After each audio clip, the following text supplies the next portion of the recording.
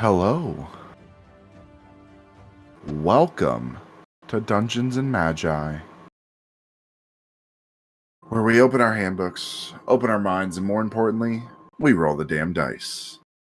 As always, I'm your Game Master Caleb, or you may call me the Viking GM. I have just returned early this morning from Origins Game Fair, where I was the game master for some lovely people. If any of you are watching, because you were all invited to watch a stream, if any of you are watching, I thoroughly enjoyed being your GM this week. I look forward to meeting you guys at some more cons, and it was a fun time. Great meeting some other people in the community, meeting some other businesses, some other potential partnerships and stuff like that could happen. Super grateful for the opportunity. So I want to thank World of Game Design for inviting me out there and letting me be one of their GMs. Very exciting opportunity. So I apologize if my voice cracks a little bit. 24 hours of DMing before this does take a toll on your voice. It's So all right, Jam. I got you with the accent. No, you don't. You're good. We promise we won't laugh. I promise no such thing. My accents will still sound better than his. Because I actually know how to do them. Wrecked. Do you even know how to do a Boston accent? I'm not gonna park the car in the backyard. As someone who What lived, the as fuck? someone who actually who used to live in Boston, Are you a That parrot? is the Stop. worst. that's not even Hey, close. Oh, Not even. Caleb, Huh. I'll make it easy on you. Instead of using you don't have to use your voice. If I'm drawing cards from the deck of many things, I could just keep drawing cards. Right, and I could Yeah. second that. I Fuck could, you, and, hell no. and then that would just end the game. All right, so, but yes, very big thank you to World of Game Design. And yeah, so we have a few announcements to get through, so please bear with us. First up, we have Elliot with our socials. We are live on Twitch every Sunday at 6 p.m. EST. We are now a Twitch affiliate, and we want to thank all of you for helping us get this far. You can subscribe to our channel with 3 tiers, and you can even use your Amazon Prime subscription to sub for free each month. We now have a Patreon. Our Patreon is open with 4 tiers, and you can join for as little as $5 a month. The top tier gets you exclusive access to our Discord, custom merch, entry for giveaways, and even the chance to play with us. Visit us at patreon.com/dungeonsandmagi. You cannot search us due to us being listed as adult content. You can also check out our other social media. Our Facebook, Twitter, and YouTube are all one word, Dungeons and Magi. Our Instagram, TikTok, and Twitch are all Dungeons_and_Magi. Sunday's episodes will be available to view on YouTube Wednesdays at 8 a.m. EST. Back to the GM. All right. And next up, we have Aaron with some store info. Okay, let's talk about our Patreon as we just launched a new tier. Tier 1 is our $5 tier. This will get you access to our Discord server and a free sticker.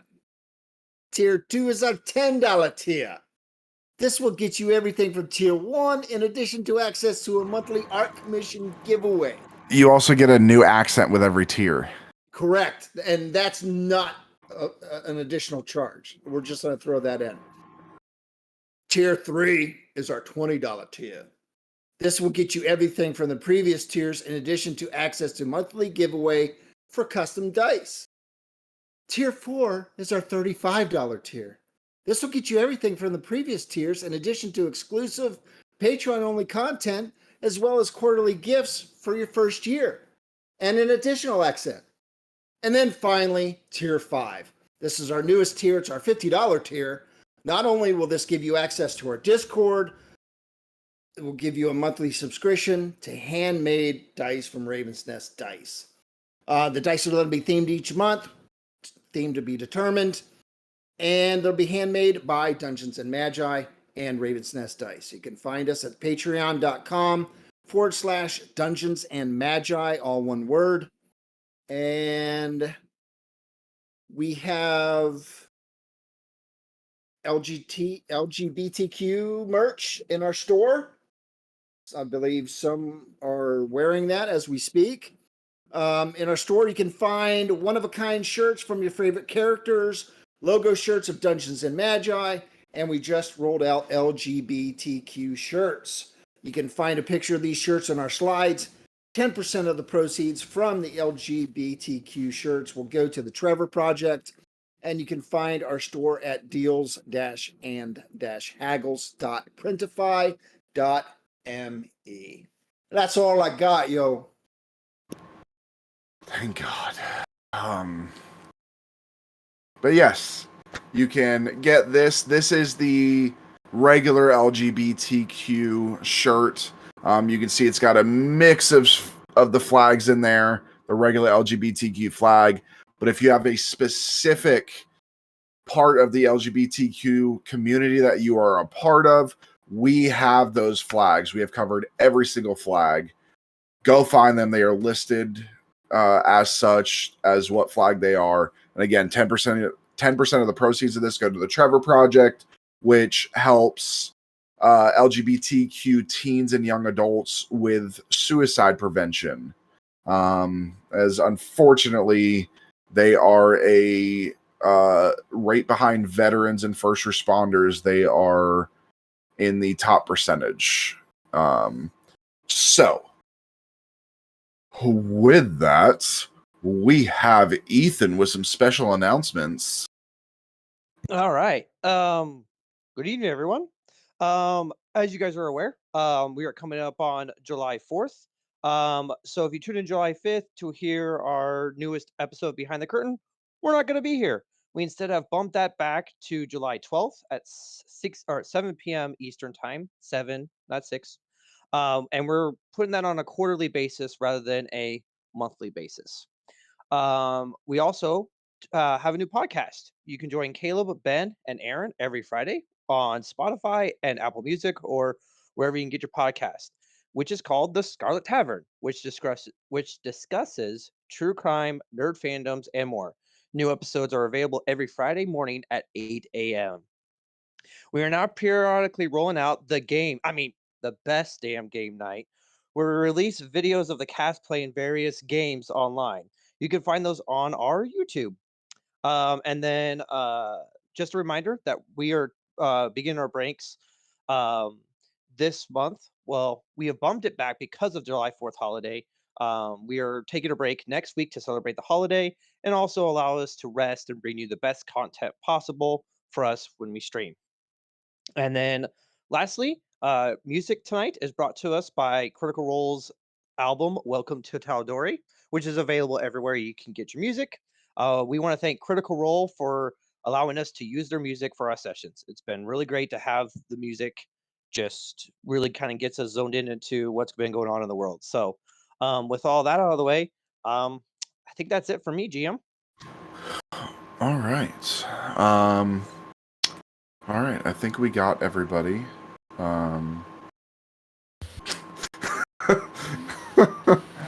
I was seeing another if you. thing, we also have coffee cups.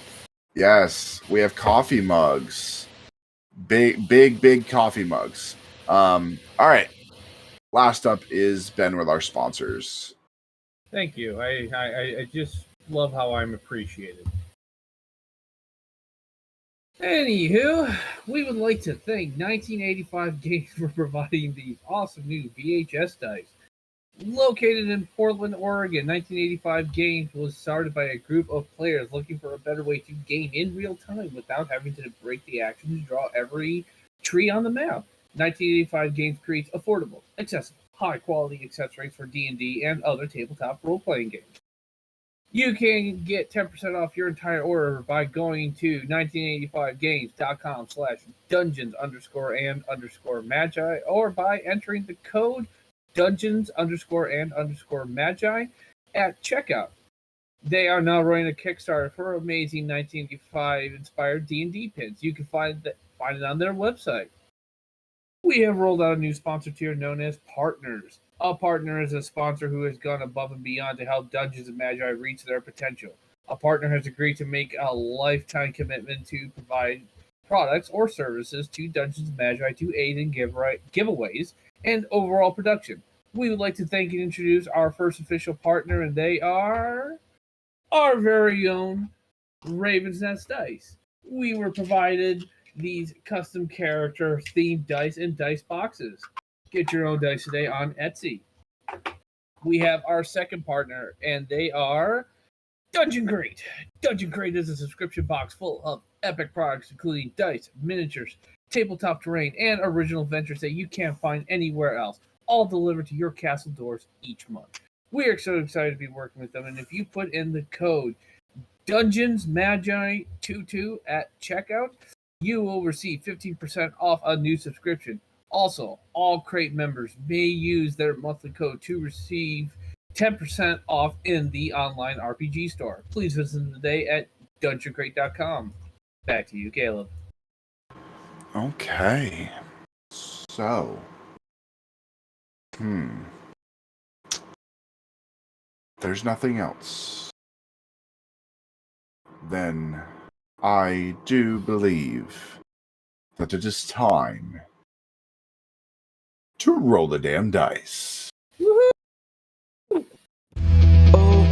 your mind up to the chance our luck is in, that the battles that await us are battles we can win. We've all got a role to play. We've all got a role to make.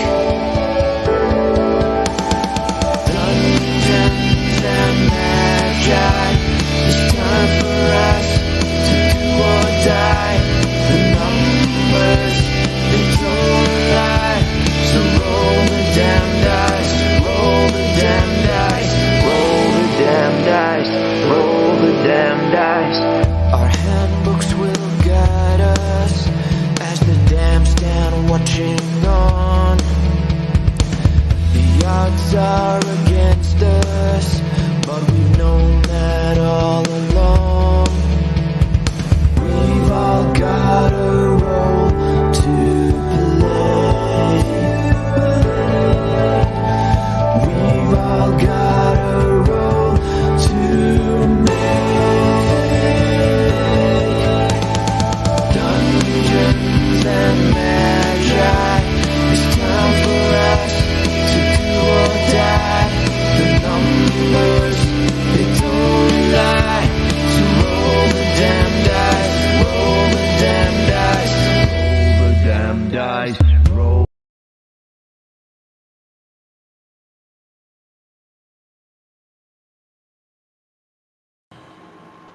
All right. We are back.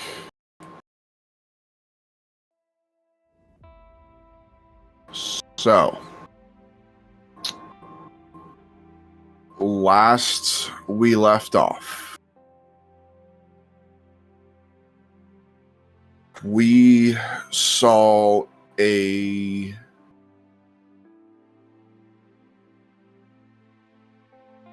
memorial for Misery's End.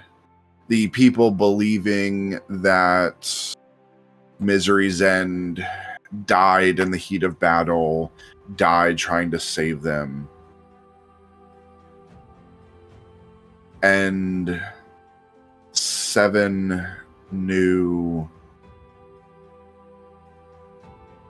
average people walked away from their everyday jobs to step up to the plates. they needed to prove themselves. So they were sent on a mission to defeat some wolves. Easy peasy. Feeding the wolves, proving themselves, and returning back to the town to give the news to the mayor. That's where we're picking up tonight. As you all give the news to the mayor, she looks to each of you,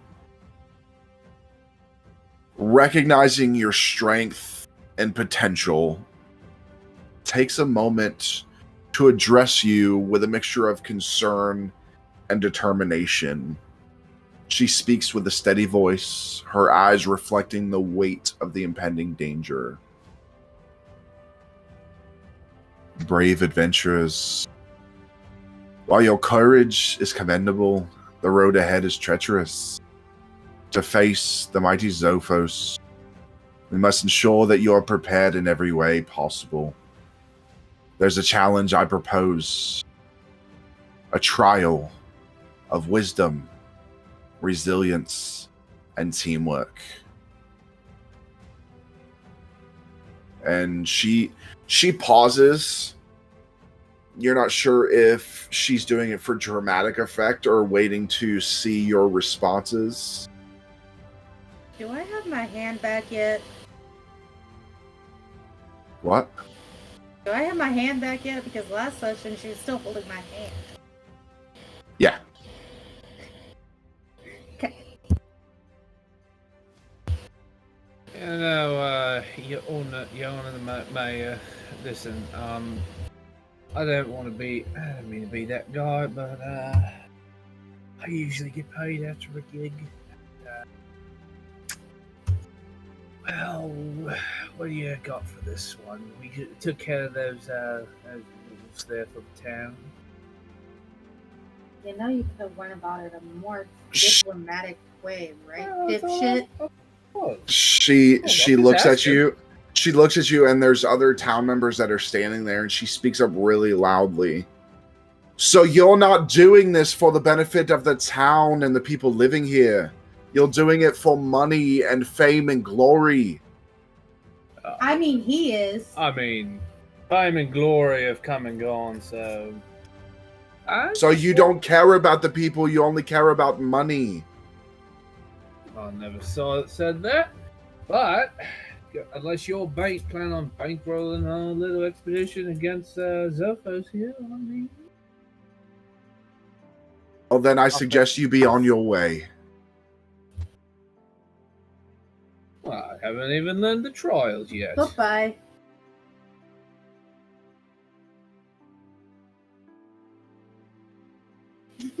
Well, I will be in the pub. Move to exit the building. Okay. She looks to the rest of you. Now that the riffraff is gone, we can get to business. I will pay each of you. Because you did not ask for it.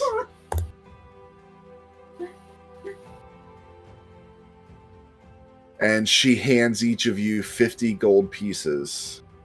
Each. As in 50? Yes. 50? Yes. Except for him? Yes. I'm sorry, did I not speak in your proper accent today? No, you did not. When I get handed He has one?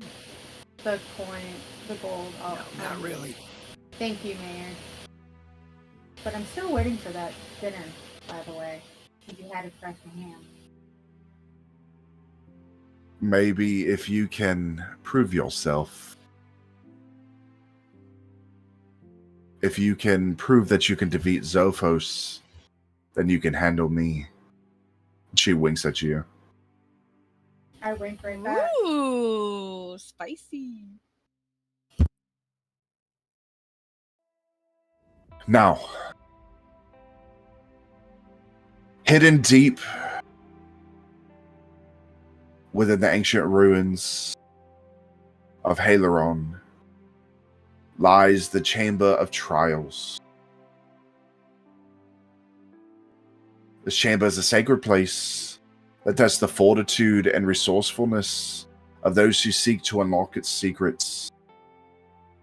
The trials within will push you to your limits, honing your skills and strengthening your bond.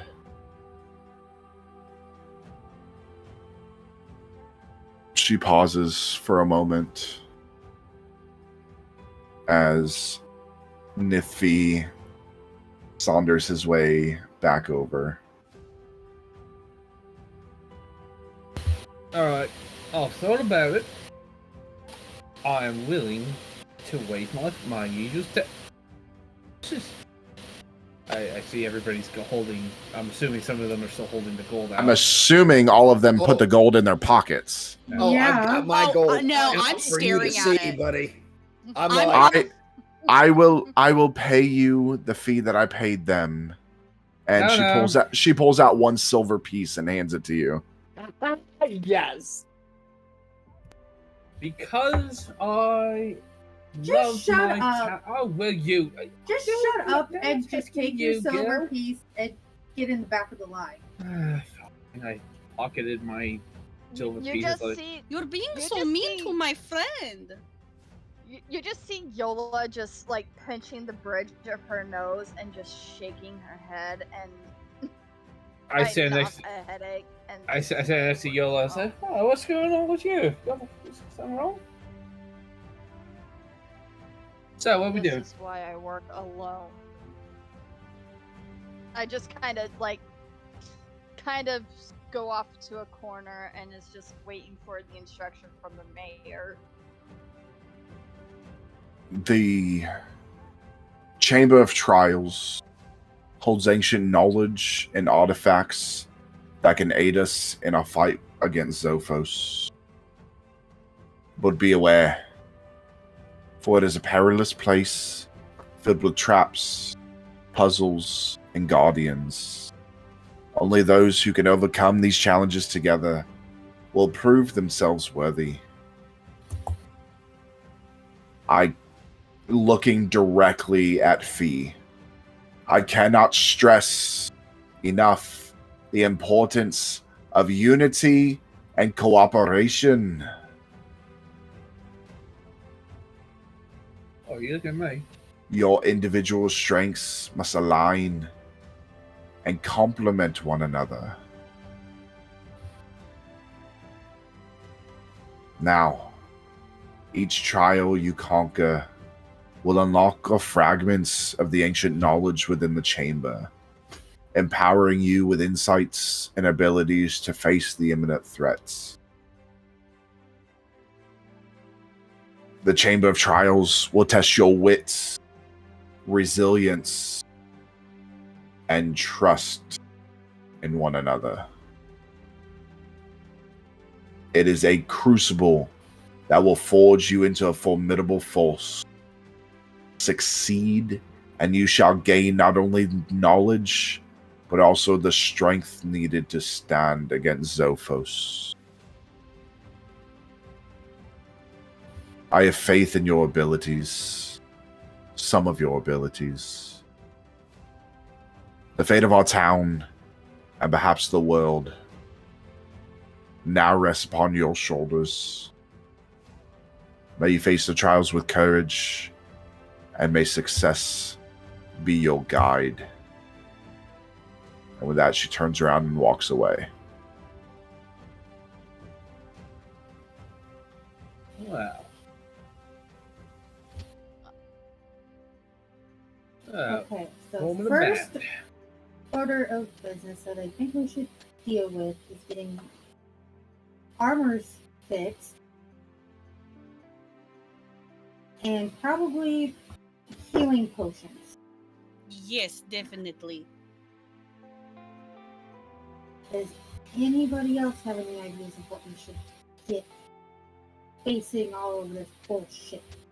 Well, did she say anything about the details of the trials? Maybe we should get some antidote if there is antidote in case we get poisoned, since we do not have any healers with us. Where are these trials again?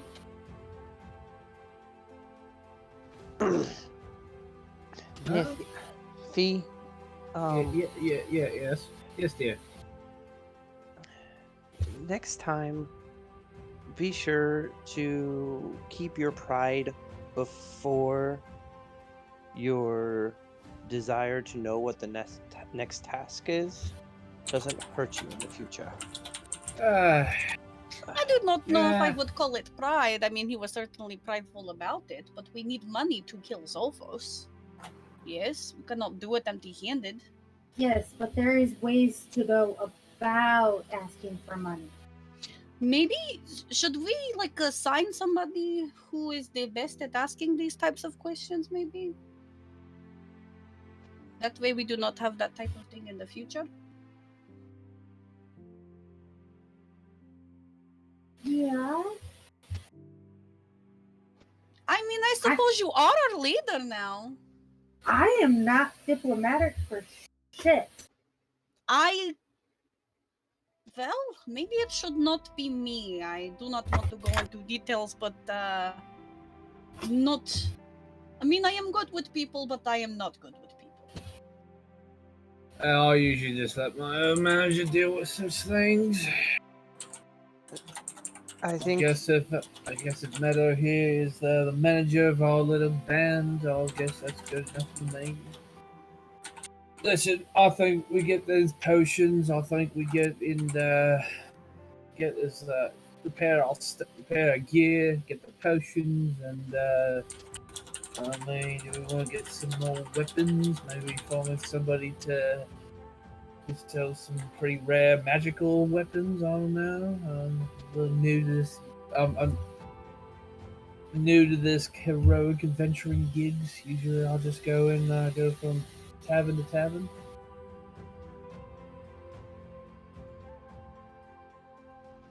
I think it would be wise if, like Meadow said, to get armor fixed. I couldn't tell who was getting hit last session. So between Lucian and Mugwort, I think they should be able to take inventory of how the armor situation is and make any necessary repairs. And then look up at trying to get some potions and some stuff to aid us on our journey. As far as magical weapons go, I think the best thing is those might have to be like your own personal things, just so that way, because not every weapon and not every magical item is attuned or can be used by everybody. So I think if you're going to go look for a weapon or magical tome of sorts, I would probably have you guys. I think that should be kind of like a personal quest, but you know what? I don't know. Maybe I'm speaking out of turn here, but I think that's just kind of my opinion on it. Well, did she say? Sorry, go ahead. No, okay. Did she say exactly where the trial was? She said that there would be trials. I do not know if she meant this generally or if she was sending us to them. How around in that? You're in Haleron. That's that's the continent you're on. I look down to my hand. I'm like, well, maybe the compass will help us. I don't know how this thing works. Yes, maybe that's just true. Okay, well let's rest up. get these things taken care of. Meet in the bar, maybe? I do not know. The inn, if there is I like an inn it. here. I What you need thinking? I need alcohol like yesterday. Wow, I am the man for the job. Yeah, I know. looked at You can Mugwort. stay and the thought, fuck away from me. hey. I looked at Mugwort. I might, yeah. Why don't we repair our stuff in your shop? You're supposedly the best one around. You can save some money. Hey, but of course, I'm the best in all the I'm renowned. Renowned, I tell you. Your armor, though, to be fixed, that's going to take 10 gold. Bloody hell, 10 gold. We're on the same team. Well, look at it. It's shabby. It's shabby. I wouldn't even give that to my worst enemy. It's shabby. It's ridiculous. Oh, I leave Alright, the building and start grab Raina and start. I'll heading make to the you- tavern. I'll repair it for 15 gold.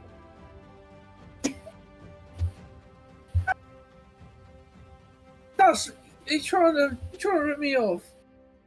I think Sorry, he no, is trying to rip no. you off. I don't know. Oh, You went from No, 10 no. to 15, mate. You're supposed to go down when you do these kind of things. oh well, You know okay, that, right? well, then go get somebody else that's less renowned than me to go fix your armor. Yeah, maybe I will. Okay. But remember, when you're ready, I'm here for 20 gold. So, I just shake my head to leave, and I go to another blacksmith shop in town. Well, there's not. Mugwort is one of 2 blacksmith shops in town. The other is your other companion, Lucian, who seems to have gone missing. Bloody hell. Meanwhile, I'll be back at my shop fixing my armor. And as I'm repairing my damage, oh, my lovely, you took such a beating. It's okay, though. I'll fix you up and have you looking pretty as ever. And I'll be fixing my armor. I very reluctantly go to the Mugwort shop. Alright, here's the deal. I ain't paying you 20 gold. I will give you 5 gold, and I will buy you a round at the tavern.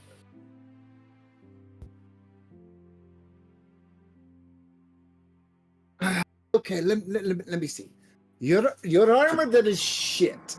5 Needs to silver, be his entire repaired. earnings. And you're only going to give me what? 5 gold? I will give you 5 gold, and then I will pay for your meals and drink. The entirety of the partnership. Okay, all right, let me see your armor. Like how much damage did you take last round? I didn't get hit once. You didn't get hit once. Not once. No. Then you don't need your armor fixed. Okay. Oh, bloody then- hell, where'd you come from? And Oh, then he's that been case, following you this entire time. You're I'll the only fix- person he's talked to. I'll fix your armor for 10 gold. And I'll just take my hammer and whack it once. There, Hey. 10 gold, please.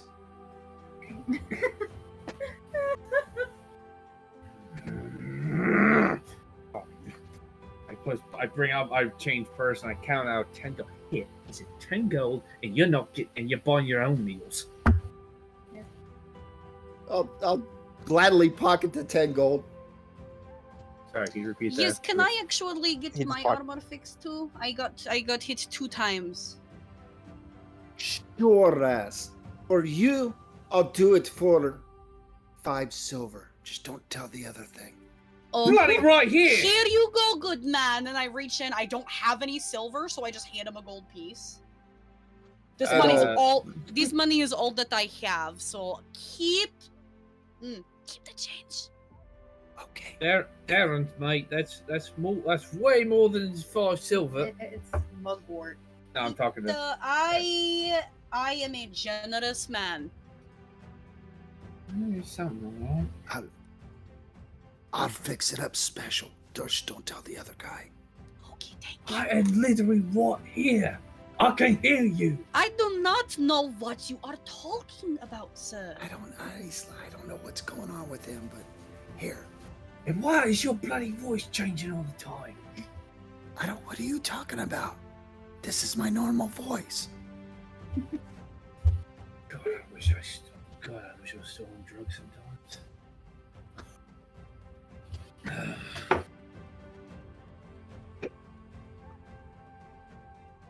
So I'll go ahead and fix Thurdis's armor. Okay, I will. Thank you very much. I will see you in the bar, okay? Okay, I'll see you there. Okay, let us go get drunk, Fee.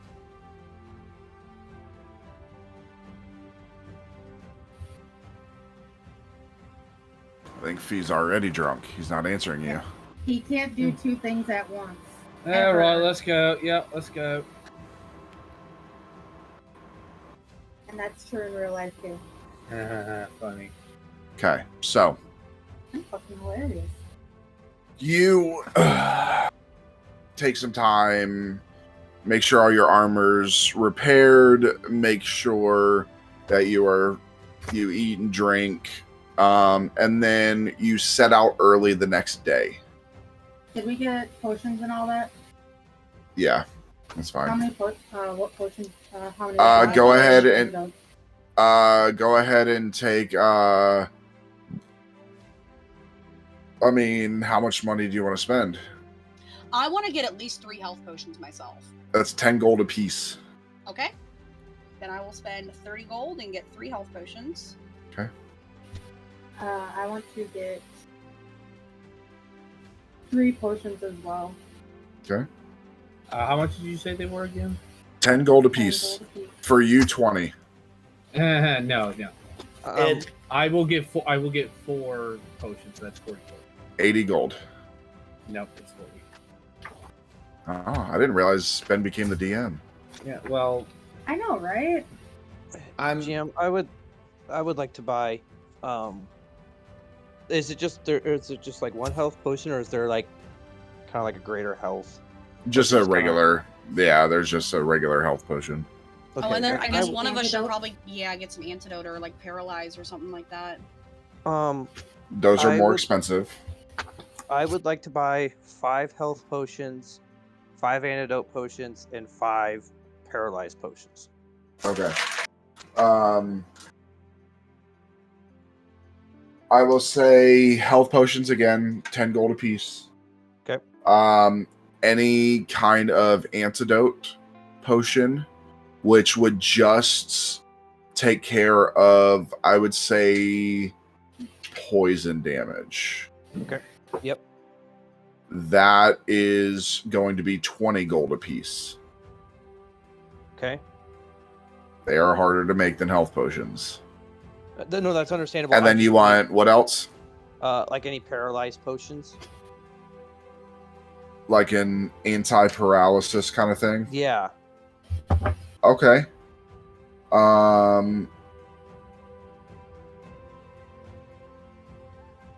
A potion of epi, Okay.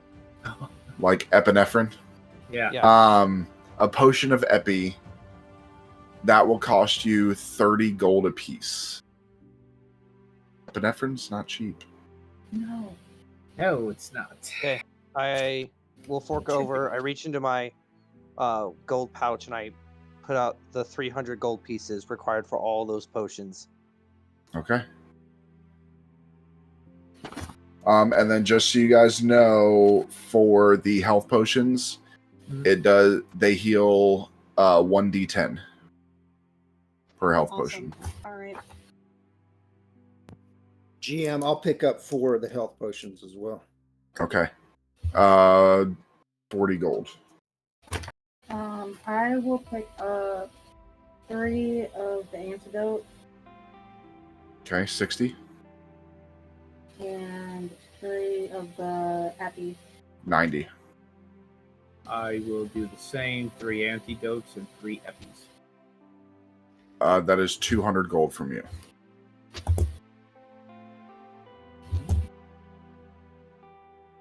It's 120 gold from you. Mm, It is. It's more than that. 90 just for the eppies. oh, okay. At 30 gold apiece, and you want 3? Yeah. Okay. So 90 for that. 120. How many of the antidotes did you want? 3. So that is 60 for that, 90 for the other, so that's 150. Okay. This shit ain't cheap. This is America. Health isn't free. No free healthcare in Haleron. This isn't Canada or anywhere else in the world but here. Canada? Yeah, you need to do a Canadian accent. Canadian accent. Okay. You have no idea I how can't to even do it. a regular accent, so how am I going to do a Canadian accent? Okay, so You trying What do to you do think, a eh?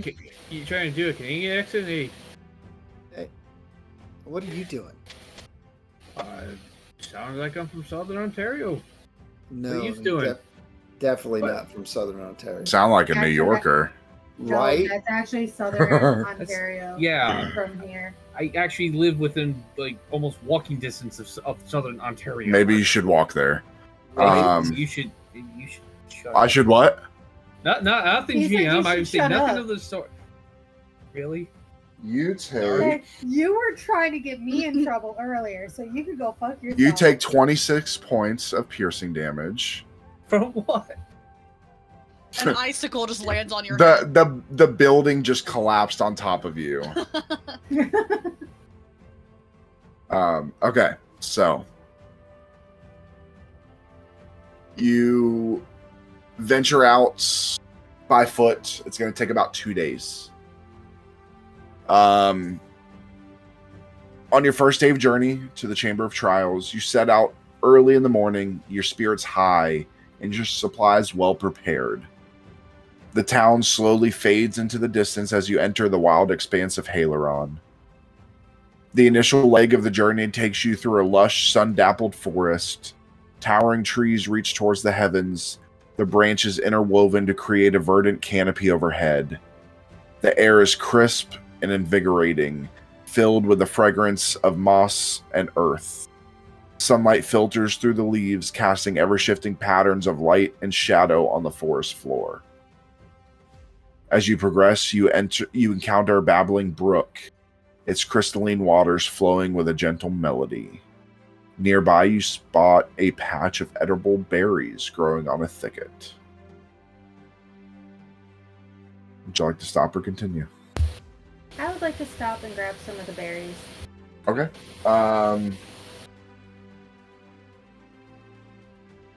Give me a second. I'll take some too. All right. Give me a medicine roll. Remember, tell me the dice and what you rolled.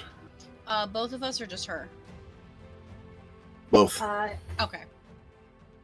D12. And I got a 6. D12 and an 8. Okay. Both of you roll me a d10. 8. You roll. Okay. Theranos, you get 8 berries. And Meadow, you get 1. I pop it in my mouth and eat it.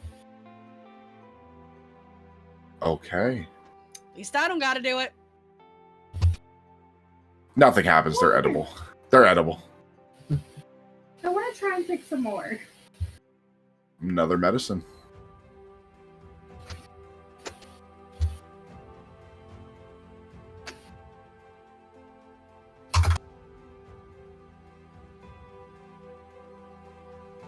Nine, I think. Out of 12? Yep. Okay. D10. 7. Okay, you get 7. Would you guys like to continue? Yeah. Okay. Continuing along the path, the forest begins to change subtly.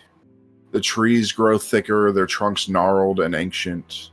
The underbrush becomes denser, requiring you to navigate carefully, sometimes even using your weapons to clear a path. Curious woodland creatures like squirrels and rabbits watch you from a distance before scurrying away into the safety of the foliage. As midday approaches, you find a small clearing, bathed in golden sunlight filtering through a gap in the canopy above. It offers a brief respite from the trek, a chance to rest and partake in a simple meal if you wish. I don't know about you, Sure, but why the hell I not? am a little famished. So I go to the clearing and I break out my pack and start pulling out some rations. Do you have rations on you? Well, that is a You good should question. be part of it. I'm gonna also eat one of my rations. You guys I all have do. rations? Yes, I do. Yeah. Make sure you mark off rations. I'll eat 2 of my berries because I don't have rations because I have nothing but the gold and the stuff that I bought. Okay. So I'll eat 3 of my berries. As you guys are eating a glorious MRE, Theranos is eating berries. Yeah, but what kind of MRE though? Yeah. Yeah, honestly, I probably mean, the Okay. berries would be it all better. depends on what MRE. Okay. Meadow, give me a medicine check. Same thing, Fee. Give me a medicine roll. 10. Out of 12? Yep. Okay. What? Then give me a D6. And I guess I'm eating a 1. MRE as well, I guess. You said Maria, 1? What are you doing? Yeah. I'm getting the worst one. No, you are not, actually. Really? You got chili with beans. Oh, that one's Chili with good. beans is good. Yeah, it is. Listen, chili with it. beans, cheddar cheese spread, crackers, Yes. cornbread, pepperoni Yes. pizza filled cheese crackers. Yeah, that Yeah, one's it's Great good. beverage the worst powder. one. It wasn't the worst one. It wasn't my favorite. Give me a medicine roll. That is a D12 for me. Let me double check. Medicine, yep, D12. 10. 10. Copy Okay. that. Now give me a D6. This the percentage depended on if I went to the good menu or the bad menu. 5. 5. Okay. You get the chicken chunks. Hey, there's nothing wrong with the chicken. Chicken chunks with a first strike bar, the apple cinnamon one, Oh, that's good. cheddar cheese spread and tortillas, toasted Yeah. corn kernels, Yeah. barbecue, See, that wasn't teriyaki too bad. beef sticks, fruit punch, and barbecue sauce. Yeah, that's actually a really good one. I actually had that. The best one though is chili mac. Let's be Oh, honest. yeah. I love chili mac. I like you know the- what's funny? The That was vegetarian lasagna. the MRE you just described was literally the one I just had actually at Fort beef Run. beef stew's also. Yes, I love the beef stew. And I also like the tuna one. I Yeah. was not a fan of the pizza one that they had. Oh, Not a pizza's fan of- gross. And then no breakfast ones for me. Oh, no. Never All right. had 'em. Are you eating anything, Mugwort? Yeah, I'm eating one of my rations. Okay, so I need a medicine from you. That is that's a 1 on a 12. Okay, so we're going to the bad ones. So then give me a D6. The worst part is you bought them yourself, so you went out of your way and bought the bad one. What the hell? A 1 and a 1. Oh, snake eyes. You man. get I can only imagine. Oh no. you get the veggie omelet. Oh, Oh, that was horrible. It looks like I'm gonna tell everybody. It looks, it tastes, and smells like cat food. Yes. Would you like It some is- of my berries? You don't. I would think you'll like them that actually much. rather eat cat food than the veggie omelet. No, it's okay. I love Yeah. these. You know what, mate? Raina, are you So eating good. anything? Well, because I don't have any rations with me, I'm gonna. Hearing that, I'm we're gonna- stopping. I will pull out a ration and hand it to Raina. Okay, Raina, you want to eat one of the rations from Meadow? Yeah. Okay, so go ahead and give me a medicine check then.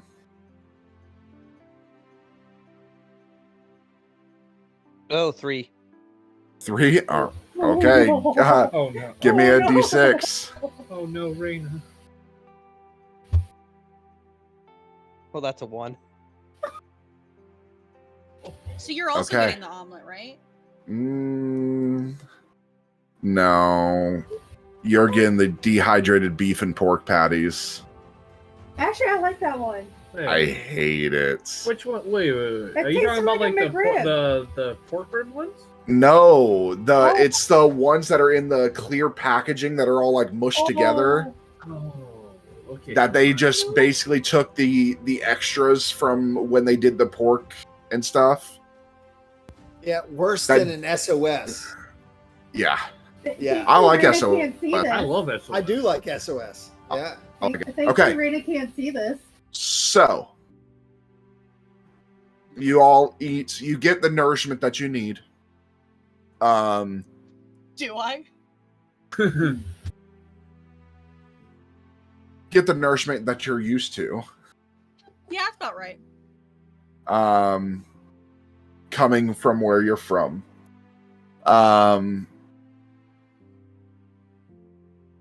So you can go ahead and continue along the path. The forest begins to change subtly. The trees are thicker, their trunks gnarled and ancient. The underbrush becomes denser, requiring you to navigate. Actually, I'm sorry. I read the wrong thing. After your brief rest, you resume your journey, entering a part of the forest where the terrain grows more challenging. The path begins to lead you uphill, requiring you to exert yourselves physically.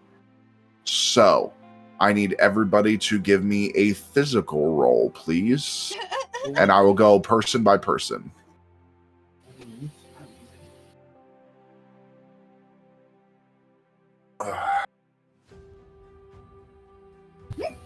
Meadow? D12. 8. 8 on a 12. Yep. Okay. Mugwort? I got an 8 on an 8. Okay. Fee? I got a 3 on 10. Okay. Raina? On a 10, I rolled a 1. Okay. And Fairness. Oh. I got a no. 3 on a 12. Okay. So, Not Fee, the strongest person. Fee, and Fairness, you stumble to go up. You begin sliding and slipping. You both lose 1 point of armor. What? Just Ouch! Raina tumbles down, not being able to see to catch themselves. Raina, you tumble down and slide down the rocks. You lose 2 points of armor. Okay. Oh, Crap! no. Somebody gets her. We should have thought about that. I'll go get it. No, I'll get I it. got her. I walk back down and help Raina up. And... Is she all right? Raina, you good? She's dead. Dipshit, Oh, are you okay? You know, the first response was nicer than your second. But I appreciate it. But yes, I'm fine. Just a little scraped up. Nothing to worry about. Alright, just Oh, nice. hold on to me and we'll walk up. All right. go ahead and both of you roll again then, since you're back down at the bottom. 8 again. On a what? 12. 8 on a D10. Good. All right, Nice. so you end up making it up the path. Mugwort, you got to repair tools for our stuff here? Looking a little 20 bit. gold. I don't feel that. Mugwort's not like paying 30. attention. Of course, I have things to repair it. For you, it's going to be 10 gold. Okay, mate, we're all out here in the forest. No way there's some kind of trial. I think you can hold off on the Hey. gold. Well, then go to some other blacksmith and have him fix it for you. Oh, wait, Mugwort. there isn't one. You know what? Mugwort, Put it on my how tab. How much I'm would gonna put it in it the tab. be for Raina's armor to be fixed up? Because I can see that there's a little Oh, thing does about- Rhaenys need fixed? Here, give it to me. I'll fix it right now. Not a problem. When And you, I'll- as I take off the pieces of armor, Mugwort, you notice that the axe blade dent has reopened, and the back spear piercing on the back has also reopened. On the armor. Yeah.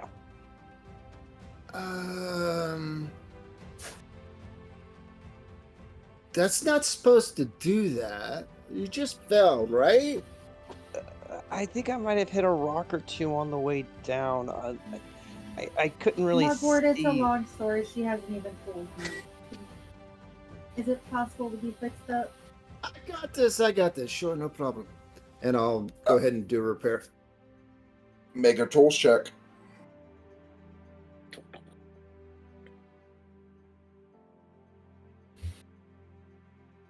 Are you sure you're good, Raina?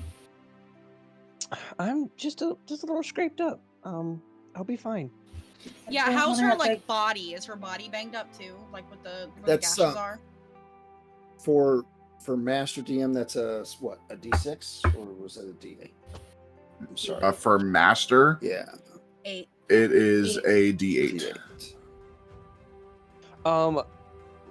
When she was wearing clothes underneath her armor, so you can't really tell. Is any like blood like- seeping through though? No. You see Okay. if you see scrapes along her arms, her legs, or like somebody had tumbled, but nothing to like indicate that like massive blood wounds have like been sustained, and Okay. I'm not bleeding at all. Okay, And that is. Go ahead. I think that you should let your companion maybe make sure your body is okay if you are feeling any pain anywhere, because those are big openings in your armor. I'm gonna pull Raina off to the side. Oh, the big openings in the armor. Oh, Raina, yeah. you had 2 big holes in your armor. It looked like something pierced it, and there was just rocks.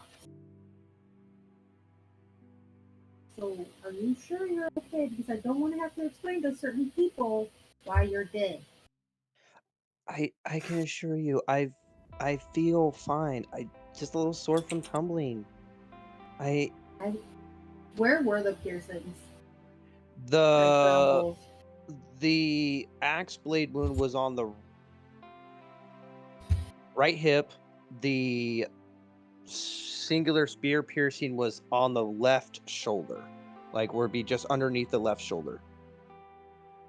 I check. I'm gonna check those 2 areas just to make sure that there's no blood. I can assure you, I feel fine. Yes, but you know me. I'm a worrywart, so can I please just check? And don't make me If pull it- a card that you know I'm gonna pull.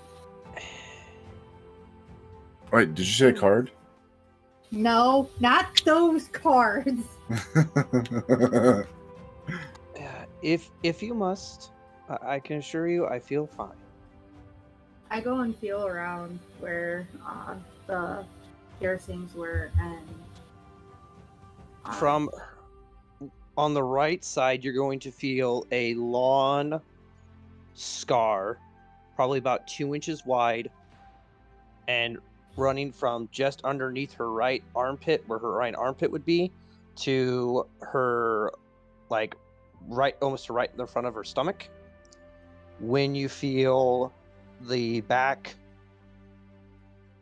wound, you're going to feel a scar that's about 6 inches in a almost perfect circular fashion, but you're not, but as Raina has said, she's not bleeding.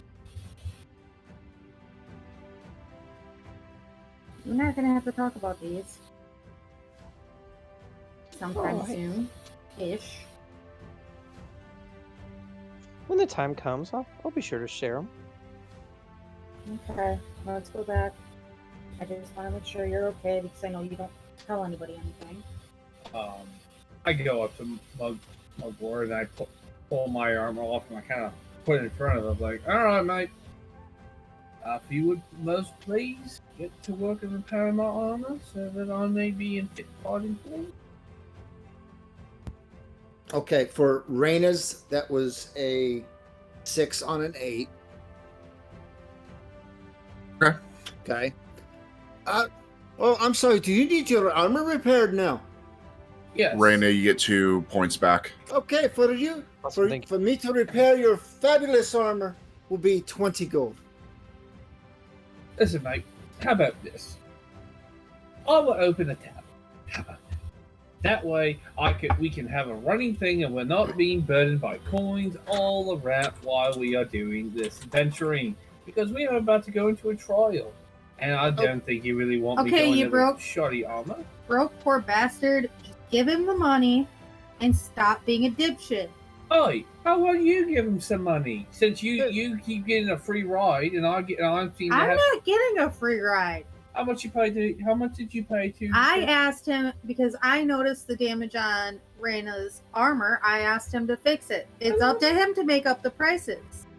Mugwort, do we owe you anything for the armor? No, dear. You're perfectly fine. Not a problem. And after I say that, I'll turn to Fee and I'll reach in my pack and pull out the worst piece of scrap armor that I have and put it over where it needs to be repaired and go, there you go. See if you can do it yourself. You know what? I will. I grab it and I'm like, I'll repair it. And if a knob like Do you have blacksmith tools? I have none of those things. This is Okay. gonna be great. So Oh, this is gonna be you so fun. not only are you going to do a tools check at the highest level possible, but you're going to do it at disadvantage. D12, so... Two D12s take the lowest percentage. I got nothing to help you. I rolled a 3. So you feel like it's stuck on there. You just basically like spit on it and try and push it on there and just leave it. You'll see if it helps. Mugwort, could you please just help me? I don't understand why you have this obsessive need to just charge me for everything. Maybe he doesn't like elephants or Well, whatever the like hell I you want. said, I haven't gold. bloody done anything to you. 20 and gold yet- and I'll be happy to fix it for you. I reach into my bag and I pull out 20 gold pieces and I hand it to Mugwort. I'll take the 20 gold from Raina. I'll fix Fee's armor. And then I will turn around and give Raina the 20 gold back. Actually, I took a hit too. Can you fix mine up? It's just a very slight ding, but I fell back there. Sure, bring it here. I'll be happy to fix it Okay, for you. so Okay. I need a tools check for Fee's armor. I'm gonna laugh when you fail. No, Oh, God. funny. Now you jinxed it. That's a 2 on an 8. That's a fail. Yep. God damn it. And then Fine, give it Ernest. And that's a 6 on an 8. That one succeeds. So Thurnis, you get your armor back. No, fucking Okay. And Fee does not. I think What I we still, should keep I would- moving I and then find a camp for tonight, and then maybe we can get your armor repaired then. on. For 50 gold. Okay. So.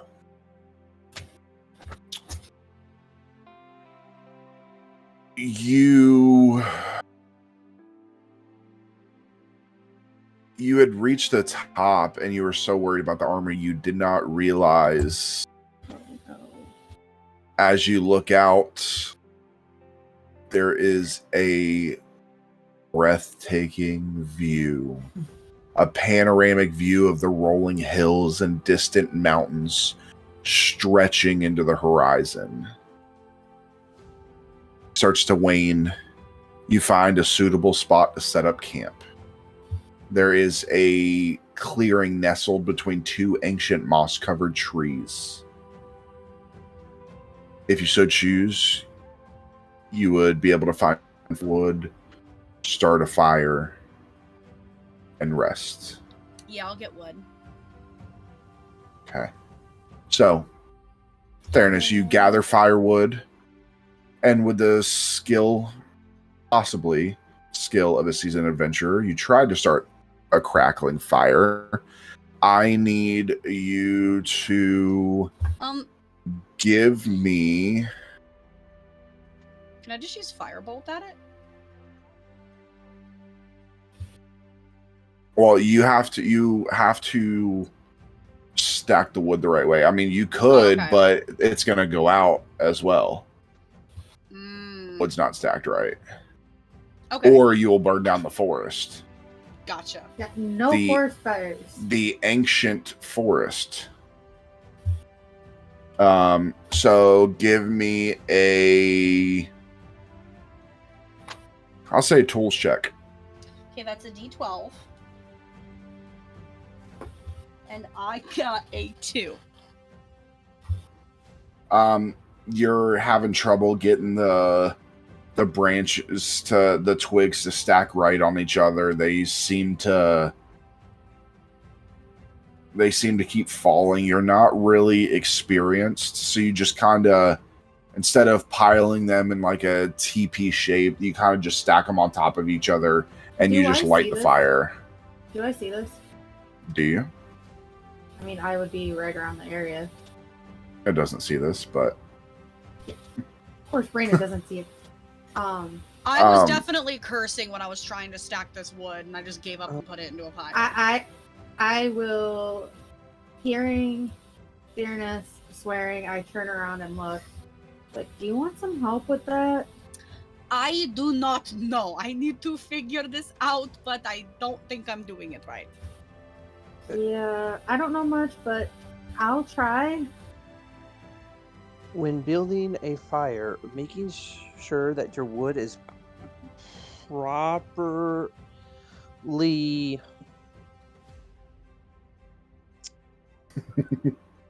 trying to get this without getting into major What trouble about here. my wood? just say it. Let's do it. Just say it. Is Just Tell me in how a my wood proper should be. campfire position.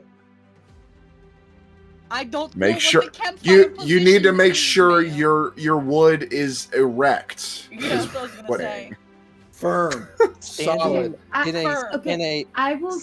Not can rotten. I try to put the wood in the way it's supposed to be, What way is that? What way would you like to put it? in the correct campfire position? There are many different campfire positions. I want to make sure that the wood is erect. There is the missionary teepee. campfire. The The teepee TP one. position. There is the missionary campfire. There is The doggy the style cowgirl campfire. the one I'm most familiar with is like a tent Yeah. and a tent formation. Oh, Wood. that would be the Indian campfire. Yes, that one. Okay. I Give would me a like to tools attempt- check. Okay, so it's a D12. There you go. Oh shit! You got 12? Yeah. Woo! All right.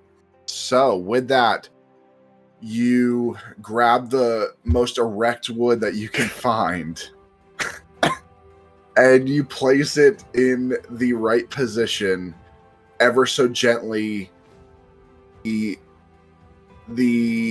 firm pieces of wood all stacked on top of each other, forming a nice erect pile of wood, Then we set it ready on to be fire. lit. I'm gonna take out my tinder box and attempt to light it because I'm assuming that the matches. Yeah, the matches are firm too, and you're able to light the erect wood. Matches are It little is- wood. Although technically a tinderbox is not a matchbox. It would be more of a like flint and steel kind of thing. But you are going to you are able to light it. I kind of sit down next to Mugwort and I kind of like I'm just glaring at him and I'm like holding my armor and it's like, see that? That's your repair job. It's shite. It's still damaged. I would very much like it, my friend, if you would repair it for me. Seeing as how you said you would try and repair it earlier today. And it has not been done. I'm sorry, but the business is only open 8 to 5. After hours, you'll have to speak with a customer service representative. If you kindly leave your name and number, we'll get back to you in the morning. I appreciate it. Leave your name at the message. Beep. It is taking. Yes, is this Stu? Because there's always a guy named Stu. It is taking a considerable amount of effort not to wring your neck. I am trying to help here and contribute it. Now, how the hell am I going to contribute with damaged armor?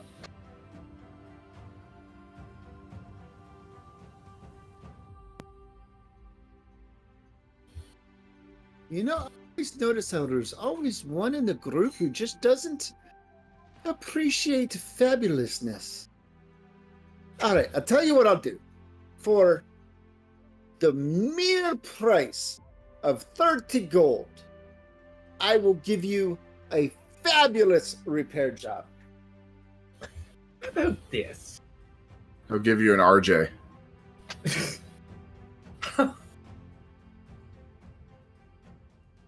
How about this, mate? You're supposed to be a renowned armor blacksmith, right? Am I hearing that right? Are you totally getting a sponsorship right now? Am I hearing that? Am I correct in assuming that, Mugwort? Aye, Nice. you are. Now, I still have a considerable fan base from my times as performing. How would you like it if my fan base found out that the most world-renowned armorer Mugwort can't even repair a slight damage on the armor? How would that work out on your reputation as a world-renowned armor smith? I'm pretty sure that your family doesn't really have any care about the armor. Oh, really? So, for the mere price of 50 gold, I'll be happy to repair your armor. You know I'm what? giving you a service here. You're a bloody asshole, and I'm sick of it. I just go off to another part of the camp and just kind of... I hear this and I go up to Mugwort and it's like, I pass him like 10 gold. Can you please just go fix his armor so he stops being a baby? Certainly, lass. And I will give back 8 gold. So I'm only going to take 2. And I'll go and try and repair the armor. Give me a tools check. I'm making snow angels while this is happening. 5 out of 8. So that That's good. fails. I'm kidding. No, it's repaired. Is it winter? Oh yeah, it is winter. I was about to say it's. I mean, the whole area is pretty much winter, right? Yeah. We're snowy climate. Ha- So yeah, making snow Haleron, angels. Haleron's a snowy climate. You guys, as Misery Zen, never made it to Haleron. So my armor is repaired. For now. I go up to Nif and it's like, you owe me 10 gold. Oh, I do I? I just got Mugwort to fix your armor, did I not? Riddle me this, love. Do Why? not call me love. I pull his trunk. Hi! I'm like, do not call me love. And you owe me 10 gold, and you can stop pouting and being a little baby and start showing some respect to people. Can I like to pull, I want to try and angel. I like to try and pull off from her grip. That would be contested physical checks. Okay. He's a natural 12. Oh, that's a D10. 6 on 12. Or no, not 6, 9. 9 on 12. 7. Although it's both a success, Meadow had a greater success.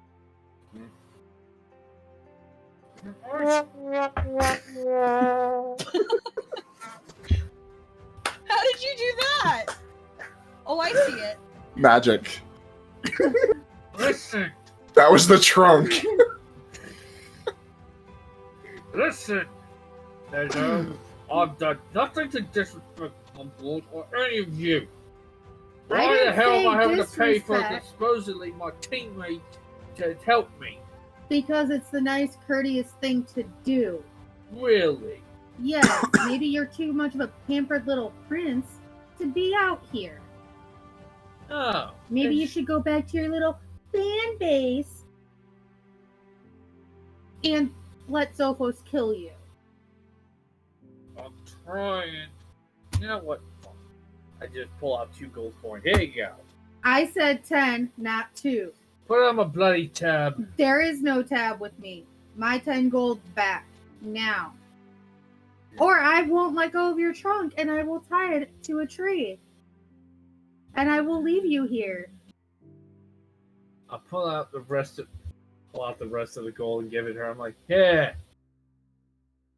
Thank you. Now stop being a little bitch. And I go back and walk over to Mugwort. Go mix snow angels with me, Fee. Bloody hell. I don't know. I That's just a flopped big out. angel. I flopped out on my back next to The ground shakes. Theron and just start. Just angry snow angels. This angel has like huge fucking ears on right above the wings. Okay, so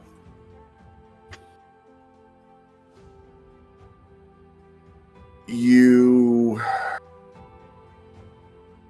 watch the flames dance and cast flickering shadows, creating a sense of warmth and security amidst the wild surroundings. Under the starlit sky, the night brings with it a symphony of sounds, rustling leaves, hooting owls, and distant howls. You feel a sense of unity and determination, however, knowing that you are bound by a common purpose. As the night progresses, the distant hoot of an owl becomes a lullaby, and you find solace in the embrace of sleep, your dreams carrying you deeper into the journey that lies ahead. The first day of your expedition has tested your endurance and offered glimpses of the beauty and challenges of Haleron, preparing you for what awaits you in the days to come. At this point, as everybody's drifting to sleep, I need everybody to roll me a d12, please. Oh no! Meadow? 7. Mugwort. 3. Fee. 10. Reyna. 7. Fairness. 1. Oh no. I'm having nightmares or something. So, if I could have everybody clear the table for me, please. Take your headphones off. I'm so scared.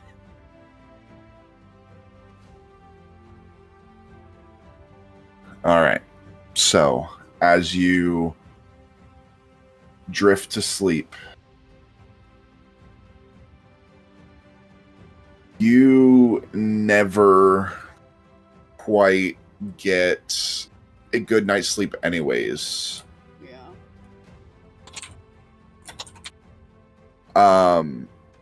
But tonight's a bit different.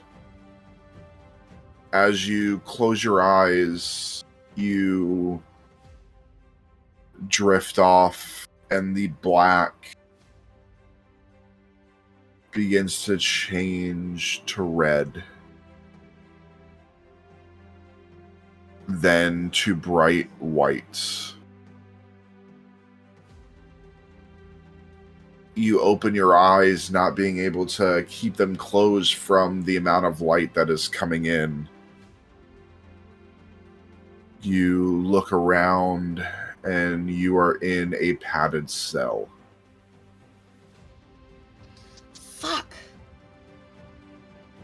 I'm gonna start bang. Do I see a door? Yeah. I'm gonna start banging on it. As you Let me out of here! I got out of here fair and fucking square!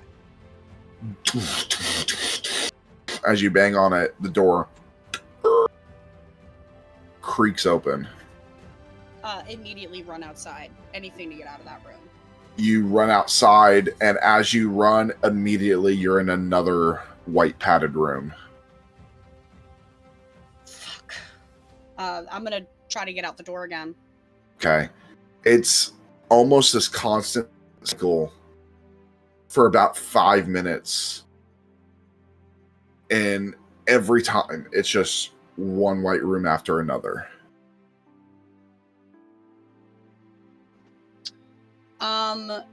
So even the roof is and the floor and everything's padded too, right? Yes. I'm gonna start shooting fireballs all over the walls. Okay, you... Total panic attack. As you get... the walls begin to burn. An inferno surrounds you and begins to overtake the room as you almost hunker down in fear. The flames grow bigger and bigger as they begin to swallow you.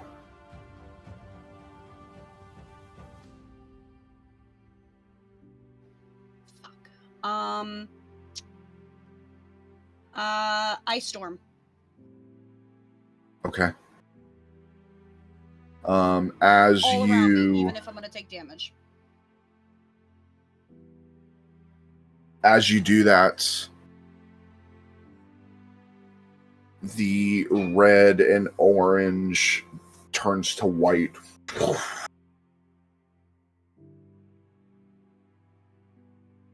You open your eyes, and you are in some type of house, laying in a bed.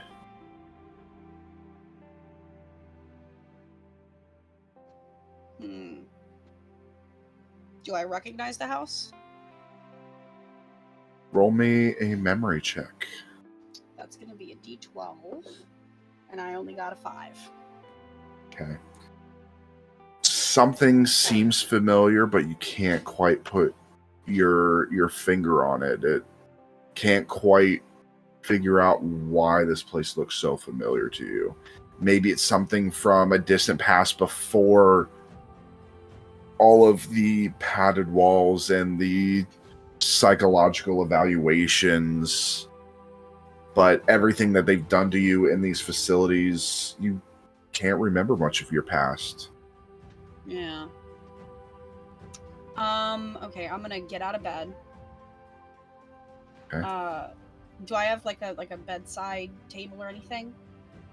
No, this place is rather plain. Okay. So in that case, I'm gonna go to the door, if there's one, and try to open it. Okay. You go out and you open the door and you see nothingness. It's black. Okay, what else is still in the room? Do I have like a dresser or something that I just put like plain clothes in or something? Any It storage? is just a bed. Okay. I'm gonna step into the darkness. You step into the darkness and your eyes suddenly open up and you are laying in the grass next to a fire with the rest of your group around you. We are going to have everybody come back once they answer.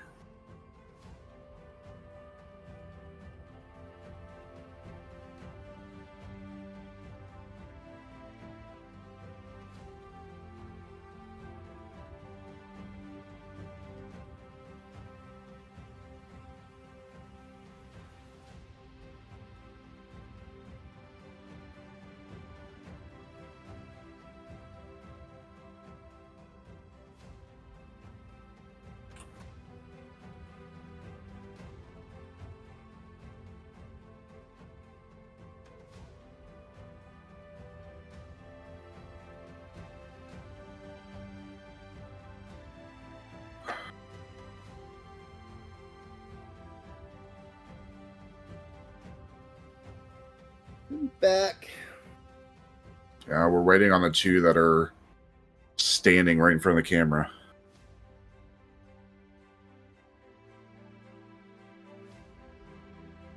Oh, nice of you guys to join us. I only messaged you guys 20 times. I can't hear you. I will throw this at you. You can throw it at Ben. Okay. So, you all awaken to the gentle rays of dawn piercing through the canopy above. The forest is alive with the chorus of birdsong, a symphony of melodies that heralds the start of a new day. You seem to break camp efficiently, packing your belongings and dousing the embers of the fire.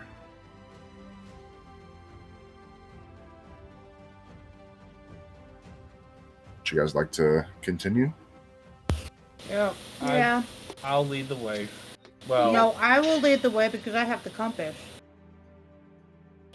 Hey, Ben, you're not a fighter anymore. no, yeah, sorry. You're sorry. you're a squishy bard.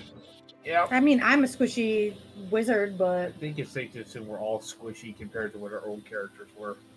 Not Mugwort. Yeah, you know. Mugwort's a barbarian. He just doesn't deal damage like he used to. I'm a living god. No, you're not.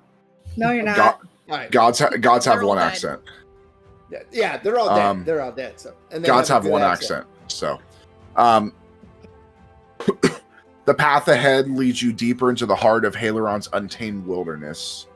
You navigate through dense foliage and navigate around massive tree roots that crisscross the forest floor like ancient gnarled veins. The air is noticeably cooler here, carrying a hint of moisture and earth. As you progress, the terrain gradually changes, revealing a more rugged landscape. Rolling hills give way to rocky outcroppings and windy ravines. The ground becomes uneven and slippery, demanding your utmost caution as you traverse treacherous slopes and narrow ledges. Throughout the day, you encounter various natural wonders that leave you in awe. You stumble upon a crystal clear spring, its waters cascading over smooth stones in a gentle cascade. The sight and sound of the babbling brook offer a welcome respite as you may quench your thirst, refill your water supplies, and take the time to eat if you so wish. Yeah, I'm definitely chugging a whole bunch of the water. Okay. Water's safe, it's clean, it's Yeah, fresh. I'll take some now and save some for later. Okay. Do I Do you see have any, a flask or a way to store the water? Water skin. Yeah. Remember, guys, realism. I'm gonna fill my water skin and pull out 2 rations and hand one to Raina. Okay. I need you to roll me a d12. I need Raina to roll a d12. It's going to be a medicine.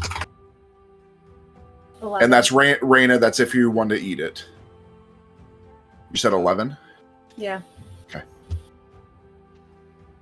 Back to a D6. 3. Or actually, I'm sorry, give me a d20. Oh fuck. I found We a bigger know how bad found- my D20 rolls. I found a are. bigger menu. I found the 2021 MRE menu.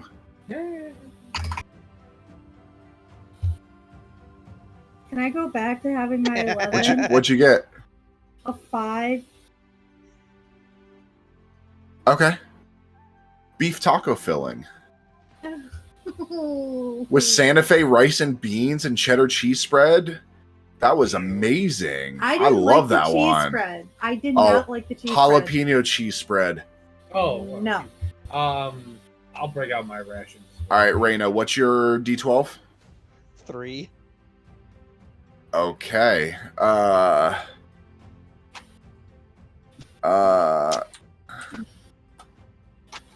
Let's see.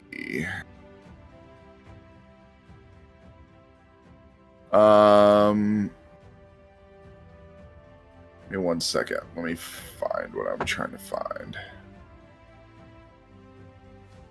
Why don't Okay. I like this? Give me a D10.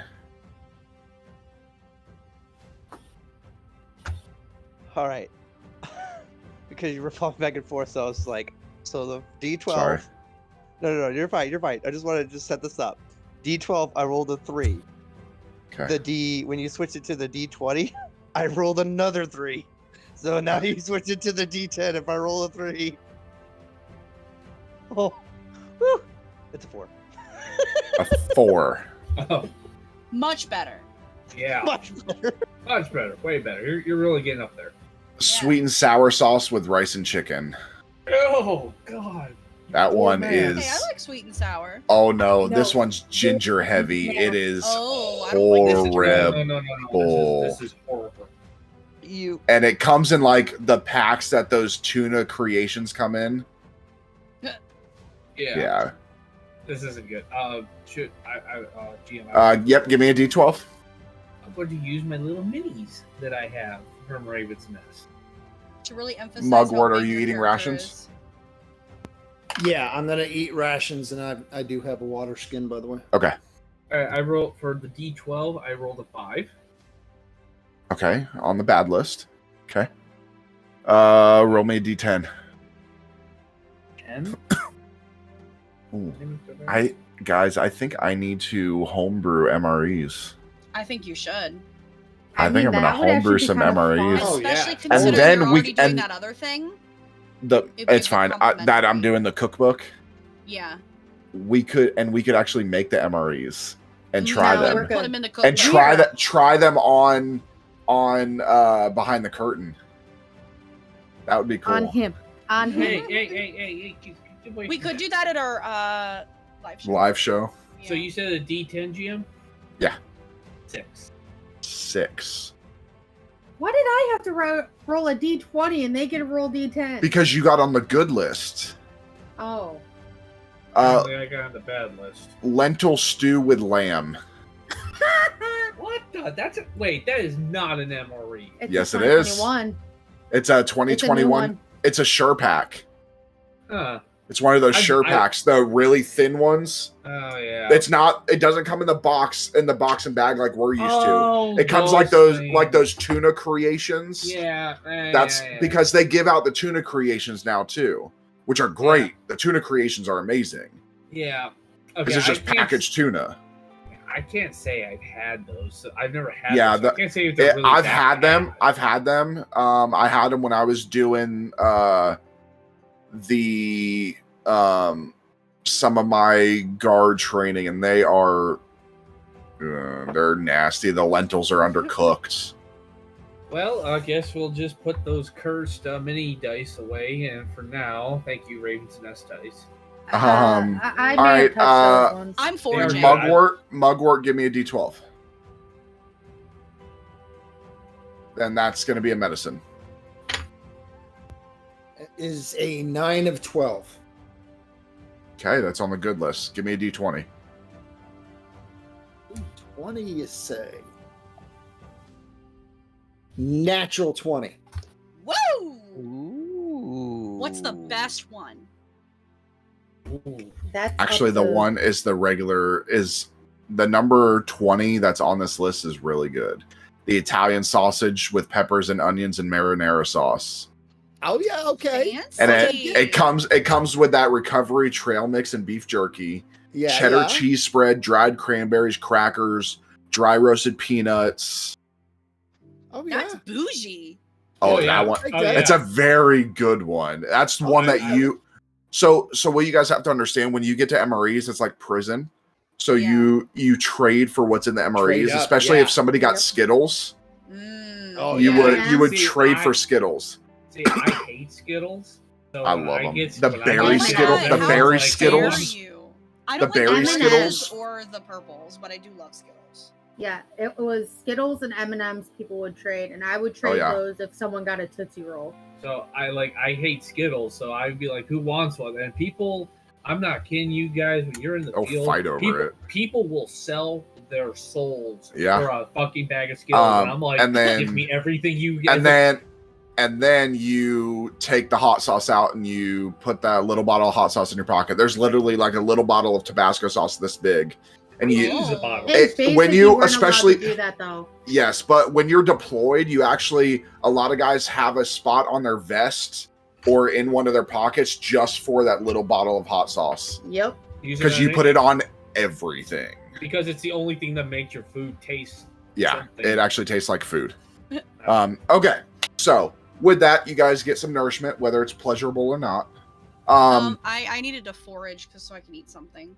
I do Okay. need something. Give me a medicine. I'll say, or you can do an observation, whichever you choose. Okay. Doesn't matter because I got a 1.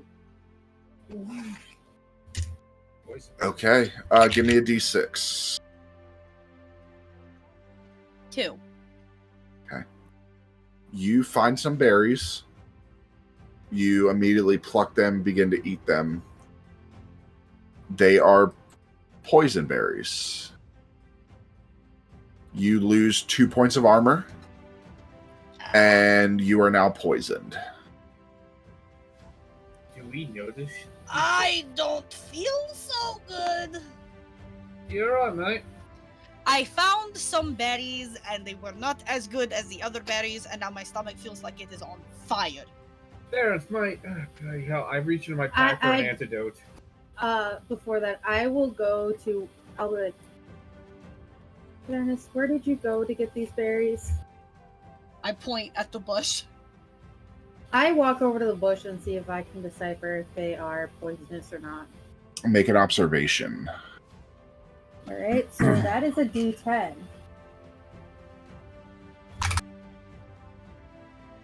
Hell yeah, 10. 10. Woo! They are poisonous. I pull out one of the bottles of antidote, and I just kind of uncork it. And I'm like, "Come on, there, come on, have this." Feed me. Okay. All right. I kind of just open the All right, Fee, give me a medicine. Oh, God. medicine. That's a You don't that push you him down got- the airway. You You should You have just guys gave it are- to Theranos to drink. Yeah, but Because Theranos you is are giving- extra. Yeah, but because you are giving it to somebody else, you have to do the roll. 7, Out of 12. Okay. 'Cause I'm You on are no drug. longer poisoned. But you lose a bottle of your antidote. Antidote. So I'm down Yep. to 2 antidotes. I pull Thank out a ration pack and hand it to Theranos. Like, next time, just ask. Thank you. Okay, Theranos, give me a medicine roll. Okay, that's a 12, so it's gonna be another 1. Okay, you're on the bad list. Give me a D10. Another 1. I'm eating it so fast I can't taste it anyway. Oh, you'll take You got lentils and masala sauce. What the heck? I It's really the new, gotta look at it's the new Sherpacks. Jesus. This is different from my day. If it's mushy, I swallow it whole. It's mushy, very I mushy. just swallow it. Okay. All right. Thank you. So, with that, I You do- hold out my water skin for Raina to drink out of, and then I'll go refill it.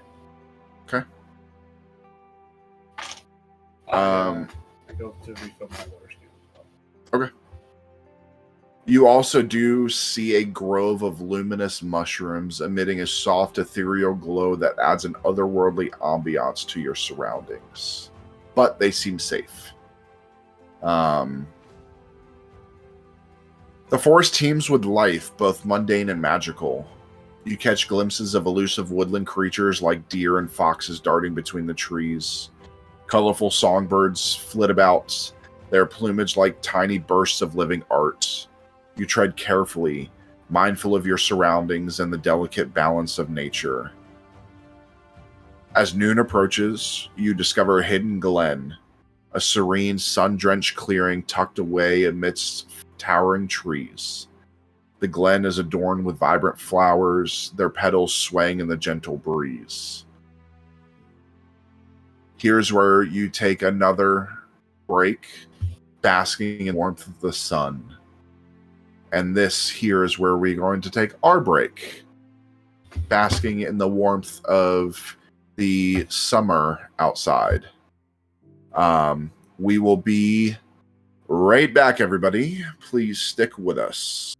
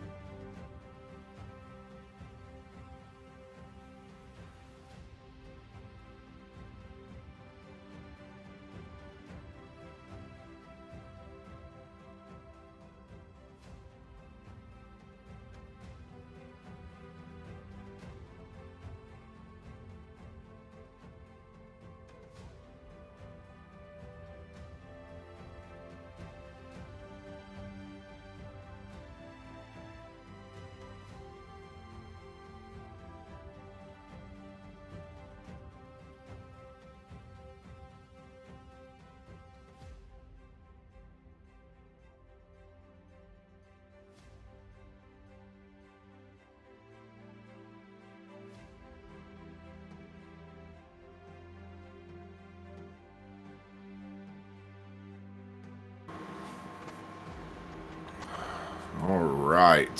So,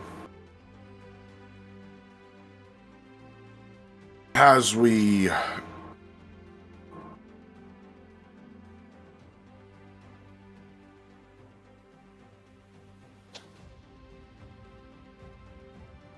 move on, you resume your journey. The forest becomes denser and more mysterious as you delve deeper.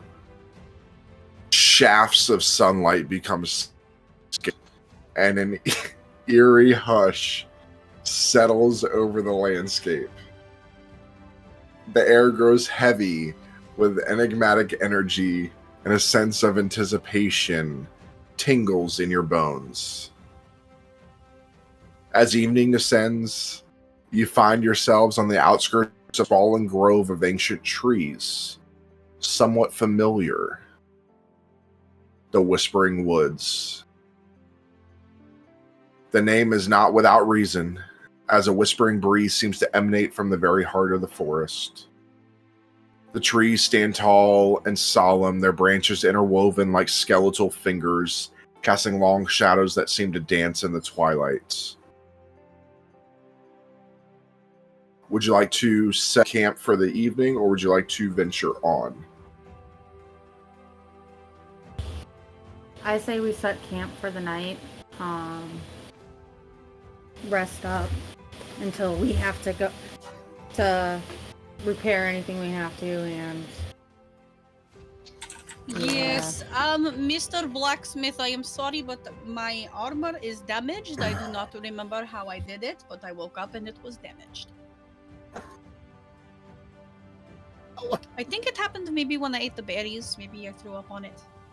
Well, it doesn't quite work that way, but you say you just woke up and it was damaged? Well, I did not notice it right away, I don't think. I ate some berries, and it looks bad now. I think maybe I threw up on my armor, to be honest with you, and it looks eroded.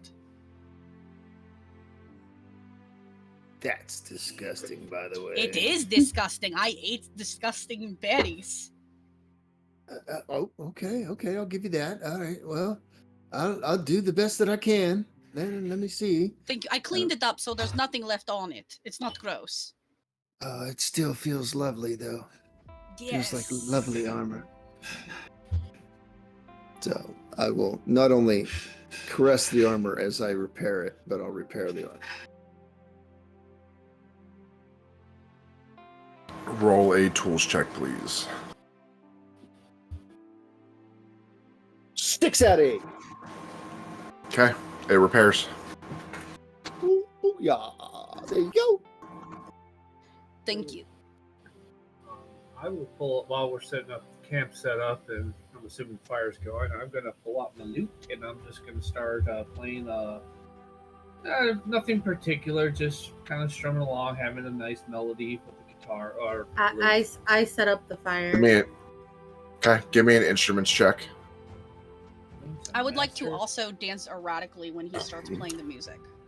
Erratically or erotically? Erratically. It depends on how you set up the fire. Erotically. It depends, yeah. If the fire Depends on how erect the fire is. And those shafts of moonlight, just saying. Mm-hmm. It is a sensual night. 5 out of 8. Okay. So you guys just hear. Oh my god, I was gonna say pour some sugar on me. I'm just kind of just bobbing my head as I play, and nothing, that particular song. Just playing, trying to keep what everyone needs. Strumming the bass. Dum dum dum dum dum dum dum dum dum. I'll put it this way: Thurnus thinks that he's dancing sensually, but he's not. It's just all over the place. He's just twerking. Yeah, probably. He is enjoying his freedom. I just kind of look at. All right, everyone. Any requests? Freebird! Freebird! For You you just to hear stop. you hear from the woods. Free bird. But hell, you hear that? No. Caw-caw! I hear many things. That was not one of them. Yeah, I saw I am it. too Yeah, I busy saw it throwing come my from ass over back. there. I saw it come from over there, and I point to a random direction point in the woods. Yeah, I think I'm just gonna. Must be one of your 5 fans. Hey, Fee. I think I'll just keep playing with this. Hey, Fee. Yeah, So yeah. am I Freda, successful I'll go of have- Did setting you up look? the fire? I go sit by Mugwort. Okay, and I will say, as Fee, give me a observation check.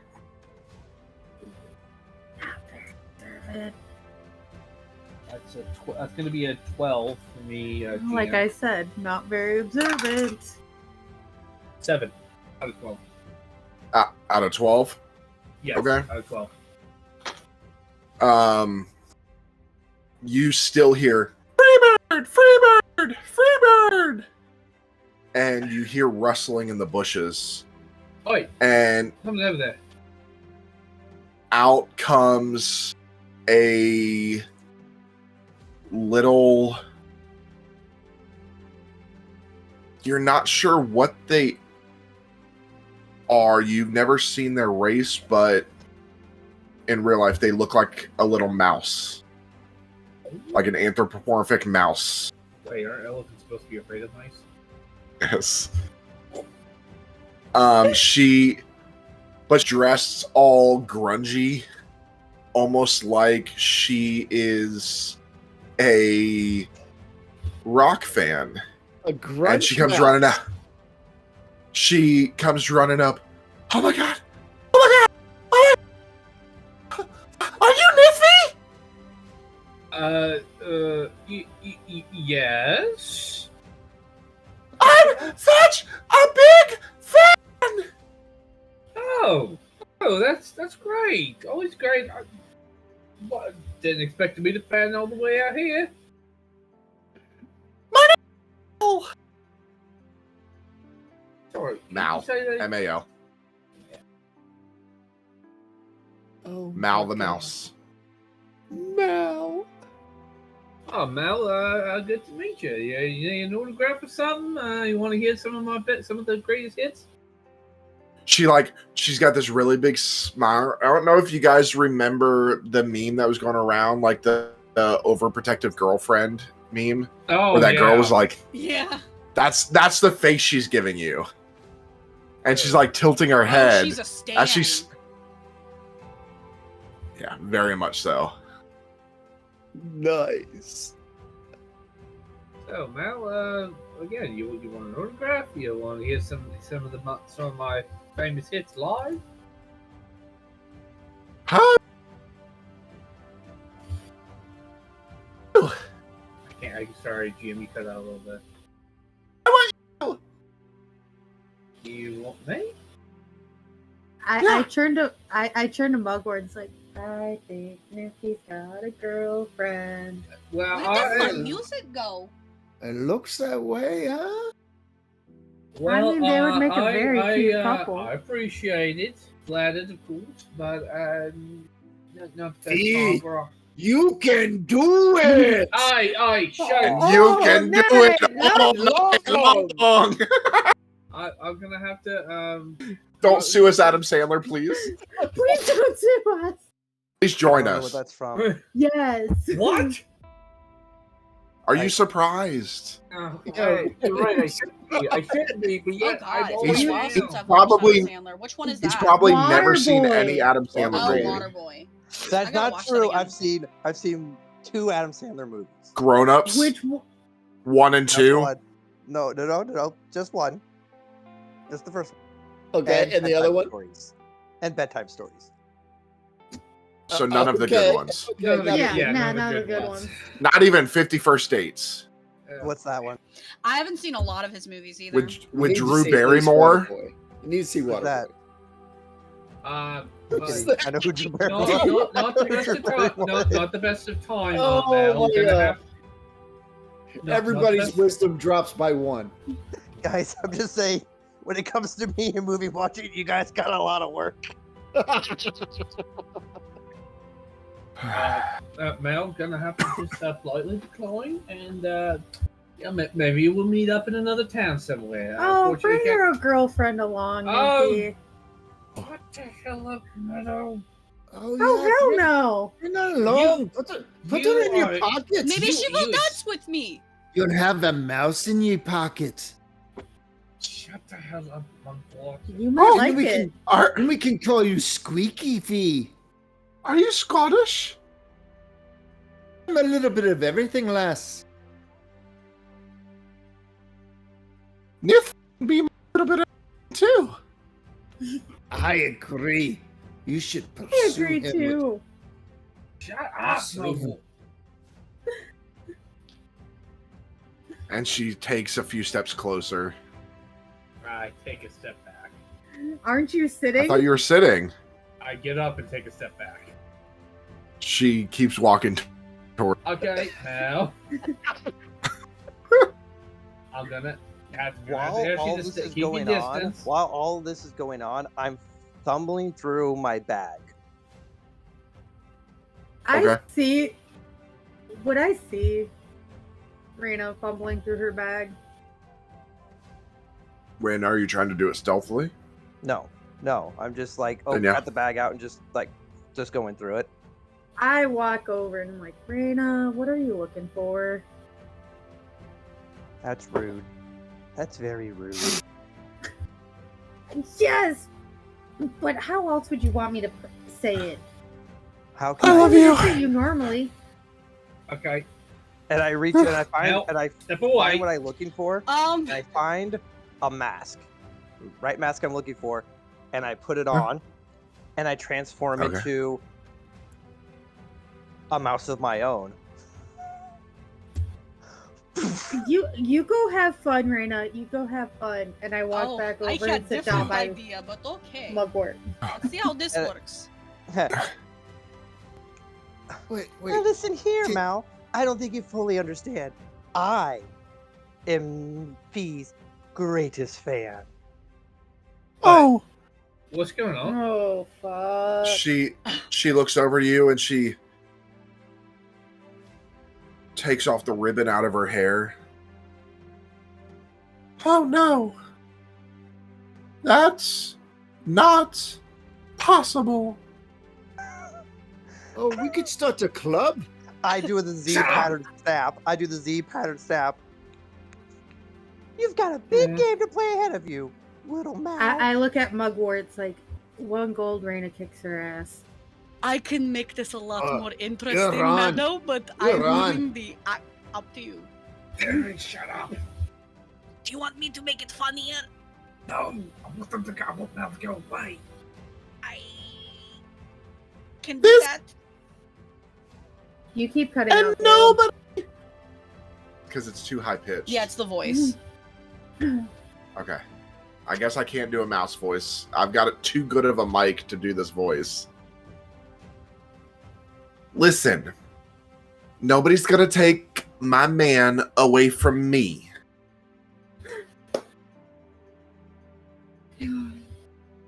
Listen, seriously. You need to back the F off. I go up and snap right in front of her. Bitch, please. You are getting all up in my grill, messing with my man. Get your take your rat little tail and get on back to your little rat home where you came from. Oh no, she didn't.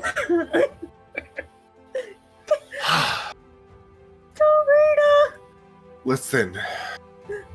Do not make me do something I'm going to regret. Cat fight. Mouse fight. It's fight. Bitch. 2 gold on the scrappy one. I stand right in front of her, hold out one of my fingers, lift a leg. Right in front of her. That smells better than you do You right just now. fart in her face. I fought in your general direction. I'm sorry. I can't tell if that was a fart or a queef. Oh, At least you could hear. At least I can see. I can see now, bitch. She is going to do a check.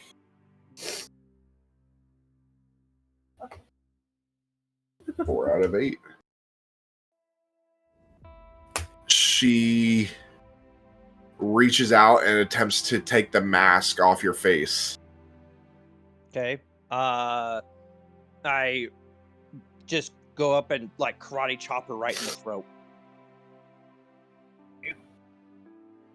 Okay, make a one-handed attack.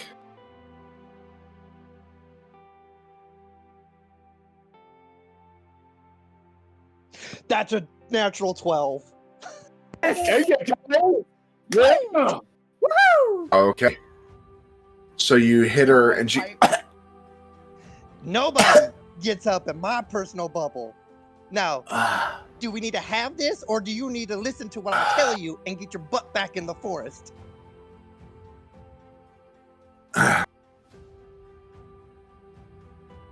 Listen. Do not do that again. There's only one person that can make me choke. And he's sitting over there. And at this, I go, oh, so you're that kind of fan. In that case, you can have him. And I take off the mask and step away from her. That's what I thought, bitch. And just turns her head back over to you, Fee. Now, where are we? Listen, love, this ain't gonna happen. It just ain't happening. I hand a gold piece over to Mugwort. Alas, one more gold. It was 2. Oh, it on was the scrubby 1. It was 2. 1. Okay, all right. Listen, I'm sorry, Fee. you. I'm sorry. Sorry, Fee. You I may find it. hear me now, but one day you will accept me I go walk up. for who I am. I go walk up to Mal and pick her up. Like, do you want to do this the easy She's way? not tiny. She's not tiny. She's like a 5-foot humanoid. Okay. Oh, they said no. Yeah. When you She's said an mouse, I meant- anthropomorphic. She's an anthropomorphic mouse. So she is as tall as a human. I mean, he's an elephant walking on 2 feet. So I she's walk not up to much Mal. tall. Because I'm only 5'1", 5 foot. So She's about my 5 size. foot. Yeah. Okay.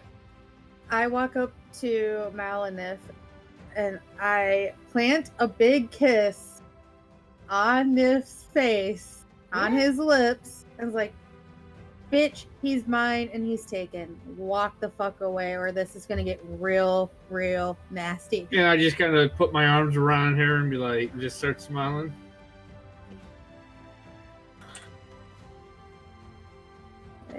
You're gonna get your Well. shit. If he really is yours, you won't just peck him. Oh, you mean like this? And I pulled Meadow in and I give her a deep, passionate kiss. Put the good show on. Thurnus is losing his mind. I need I deepen the kiss. both of you. I need both to. I'm gonna make this an instruments check The fake the passion. because you are using your instruments. Okay, that's a D12 for me. That's a D8 for me. Then. Performance Shit. check. Sorry, G, I'm just gonna give him. Oh shit. Hey, that's 8 actually out of 8. good. 8 out of 8. Wow, so you were a lot But she more got a passionate 3 out than of she 10. is. Yeah. No, 3 out of 12. That so his trunk starts to wrap around your body. I'm trying to make sure we go into a different genre here. his trunk starts to wrap around your body, and you just can't take it. You just slap it away, and you push off of him. Hey, save it for later, lad.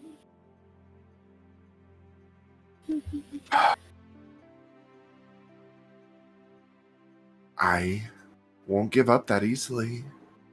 I walk up to Miles like, oh, really? And you just see a ball of energy start forming in her hand. Oh, that's really cute. And she takes a step back, and you see this green energy swirl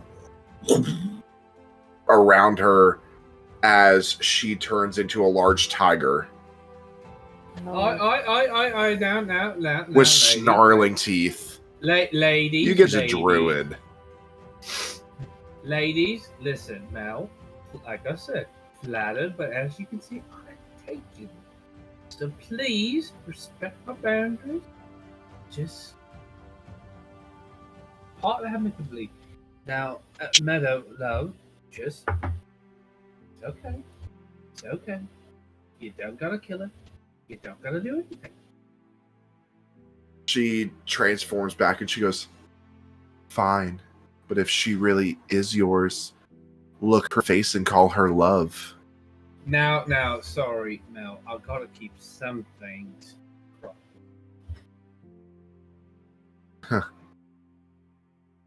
It's a shame. I've been with you. I've followed you since the beginning. I was there before I got that trunk job.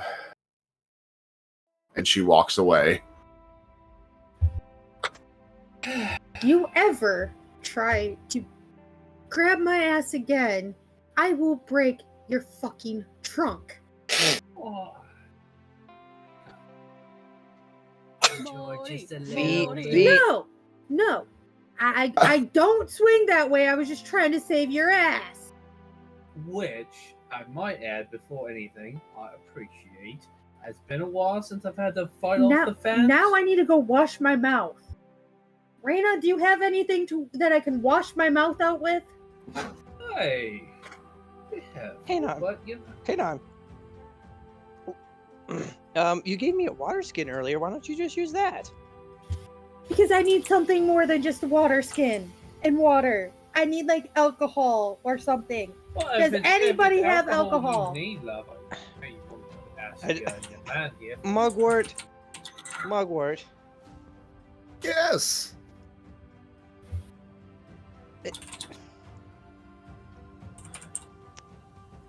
Meadow needs the good stuff. I have just the thing. Hey, And my I'm- God, mate, you holding out? Oh, Oh, nothing. I said, nothing to I see said here. Meadow needs the good stuff. I didn't say anything about you, Fee. And I will go into my pack with my back turned to Fee and pull out my flask and hand it to Meadow. Thank you. And I take a few sips. Whew. This is the good stuff. Hey, be Thank you. careful. That'll put a knock in your nippers now. Yeah, but at this point, with And what I I'm just like holding did, out my hand, like, is that the really good stuff? it's the stuff that I probably shouldn't have just downed a lot of. That's the power of Pine Sol, baby. Let me see if it's the real good It's stuff. just industrial floor cleaner. Oh yeah, It's what he uses to clean the blacksmith shop. right. I mean, this stuff is this Meadow- will take like Meadow? the coating off of everything. Meadow, I can I have see the flask? Well, no, you can't see anything. I I look was at hoping Raina's that like, she would pick up on that. Raina, you can't see shit. So, do you want me to hand you the flask? That would be great, dear. Here you go. I Sweetie. take one sniff of it, and I'm like, "Hey, Mugwort." This stuff is so strong, you can almost see for a second when you just take a sniff. like you just see Reyna like visibly jump back. Mugwort, I? hey, take this back. Oh no, you got to try a little. Just take a little sip. Reina, I will have it back if you're not gonna have any. And I take one long drink. I pull it down, and I hand the flask. And as I'm handing the flask back towards Meadow or Mugwort, my hand is visibly shaking. I just sit back down at the fire and start strumming my lute again. Just Isn't that what got Free you in trouble bird! the first? Free bird! Free bird! Stop playing your lute here, so then we don't have to I'm deal kidding. with that I'm bitch kidding. again. I'm kidding. She left. She left. all right. I start throwing my ass back again. It's like I'm going to sleep. Meadow. Reina, go to sleep. You can never handle your alcohol. One of you to take the flask. I take the flask and I take another huge swig of it and hand it back to Mugwort. Thank you. And I look at Mugwort. It's like, note just to let you know, don't ever give her alcohol. She can never handle it. I'd have to give her the watered down version next time. Yeah, you do. I just kind of lay down, take my little hat, and I just kind of go. I don't like when it's still. Fairness, are you done dancing already? What? Are you done dancing? I wanted to dance a little bit longer, but I suppose I can't stop. Yeah, we should probably rest. Okay. And before I go unconscious, you can hear like 2 bits of like a little bit of crying and sobbing before going off to sleep. Is she okay? Okay. Yeah, she just can't handle her alcohol at all. Kind of Can't handle bad. her liquor.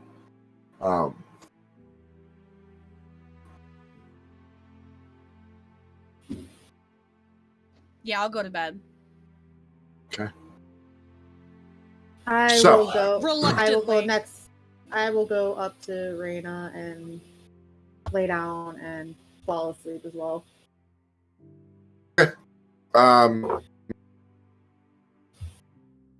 The night brings an almost tangible sense of enchantment, as if the woods hold secrets and tales yet untold.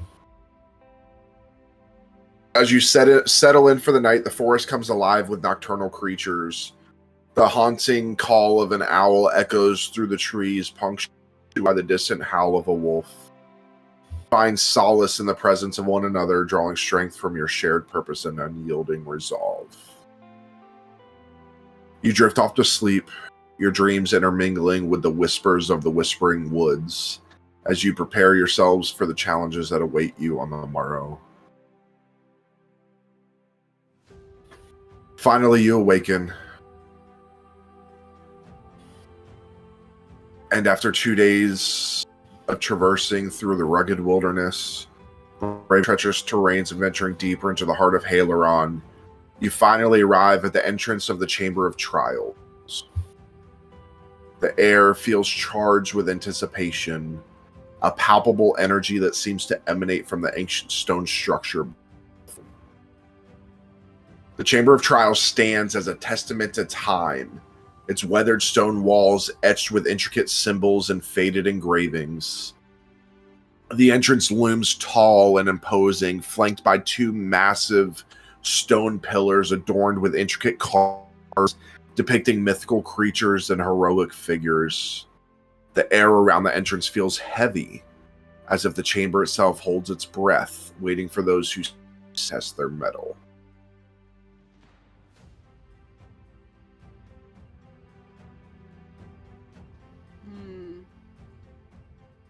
So, I who go. wants to go in first? I look around like, fuck it, and I walk in first. Okay. Everybody following? Yeah. Yep. I'm following. Okay. As you step through the threshold, you find yourselves in a vast, dimly lit chamber. The air is cool and musty, carrying the weight of ages past. The chamber's architecture is awe-inspiring, with high ceilings supported by elegant columns and archways. Faint whispers seem to echo through the chamber, carried on unseen currents. The central area of the chamber opens up into a large circular space surrounded by towering stone walls. In the center lies a raised platform upon which rests a pedestal. Upon the pedestal, a single glowing orb emits a soft ethereal light that illuminates the chamber with an otherworldly glow. Around the perimeter of the chamber, you see 4 grand doorways, each adorned with unique symbols and inscriptions. The doorways beckon you, hinting at the challenges that lie beyond. Each doorway represents different aspects of the trials you must face. Strength, wisdom, courage, and resilience.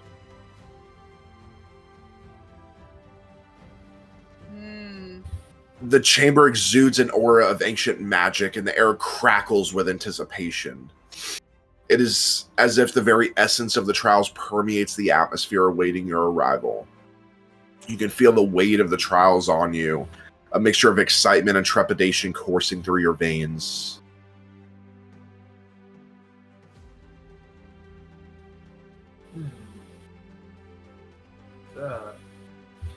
Who I wants go- to go first? I go up and look at the orb. Okay. Make an observation roll. Okay, that is a D10. 8. Okay. Out of a 10? Yep. Okay. As you go up and you look at the orb, are you physically grabbing the orb or are you just looking? I'm just looking for now to see if there's anything that, if I go to touch it, it won't hurt me. Okay. You look, and from what you can tell, the orb is secured into this pillar. As being that there would be no way to remove it. But you also see that there are, inside the orb, there are 4 slots inside. There's this white essence kind of floating inside the entire orb. It's almost white and silver. There are also 4 slots inside of that. I go and with a single finger touch the orb to see if it would give me a clue if what door to go in first. Are you sure? Yeah. It doesn't do anything. Maybe that is our light source. No, I think there's little slots in here, so I'm assuming after each trial we get something that we have to put Oh, like a puzzle. in. Yes. Okay. If you So would which- like,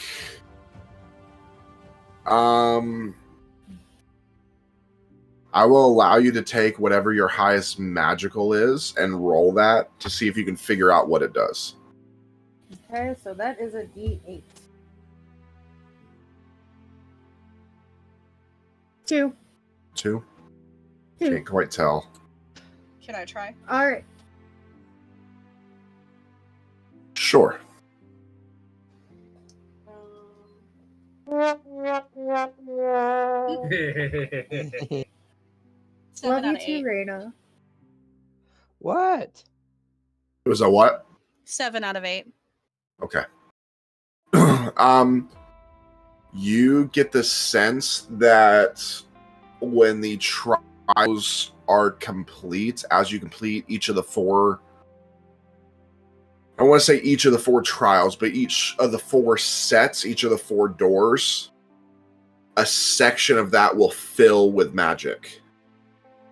until all 4 are complete. Then the orb will have a full magical effect. Okay. So you were pretty right. We have to find things from all of these doors, put it in here, and it does magic stuff. It like powers the orb to do magic something. Okay, so which door do we go into first? Or do Well, we let's want to go in see. first? You said, what are the doors named? There's just symbols above the doors. What are the symbols? They are symbols of from left to right. There are symbols of strength, wisdom, courage, and resilience. But you do feel called to the left door, the farmost left door. One more time, GM, please. Strength, wisdom, courage, and resilience. Okay, I think we need to go to this first one. I think this is the first one. And that is strength. I'm going to suck in this one. I think I'll have on. I go up to the door and open it. I'll follow. I follow. Mugwort, be a dear.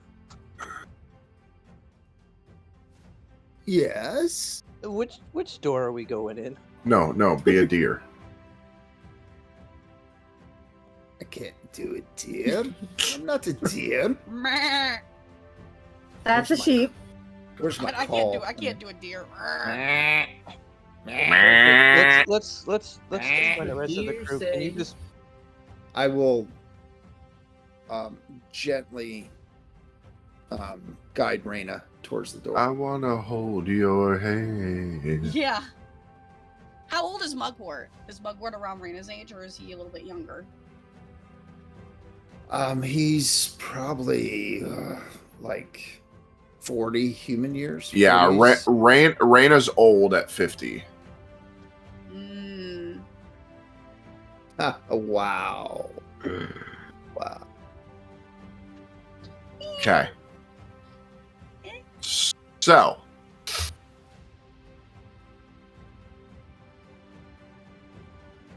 taking a moment to steady yourselves, you approach the first door. You are greeted by a massive stone portal adorned with symbols representing strength and power. The carving depicts muscular figures engaged in various acts of heroism, their forms emanating an aura of raw might. With a sense of anticipation, you push open the door.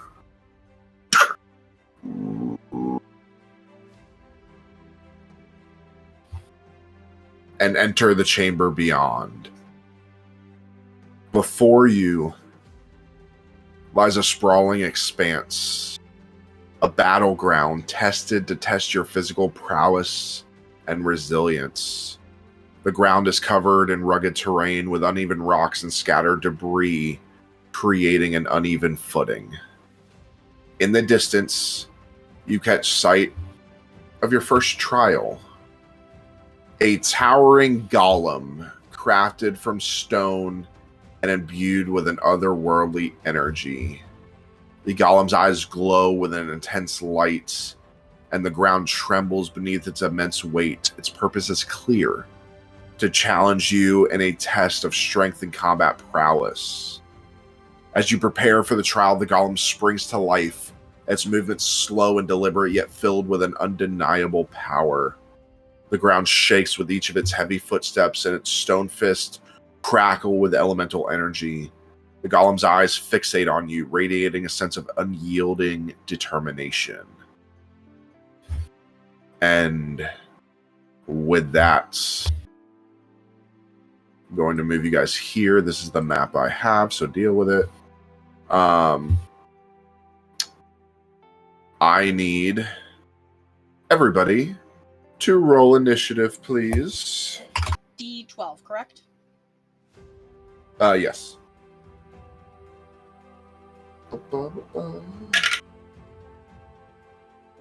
Talked.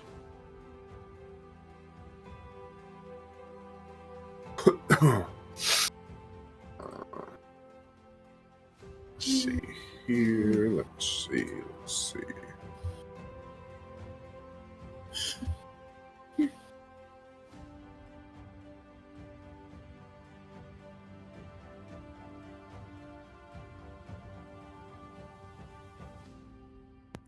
And GM, I would have relayed what I saw to Raina, Okay.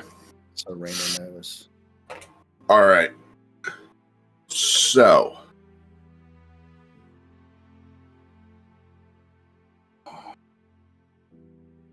Um.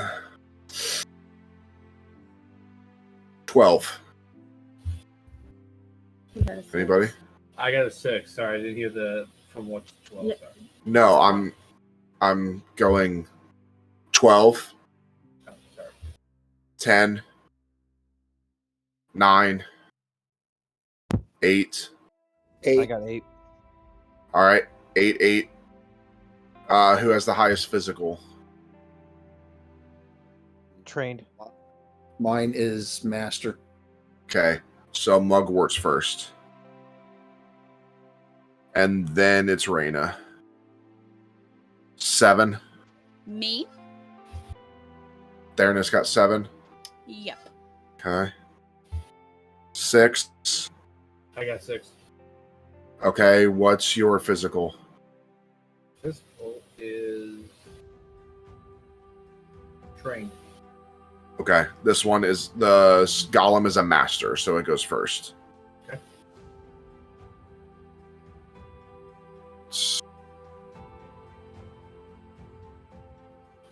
And then we round the end with Meadow. Yeah, I got a 2. Okay. Of course you did.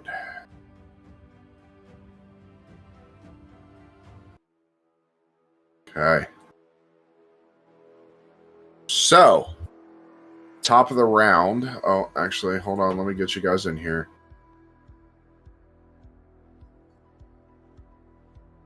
You guys are actually up here.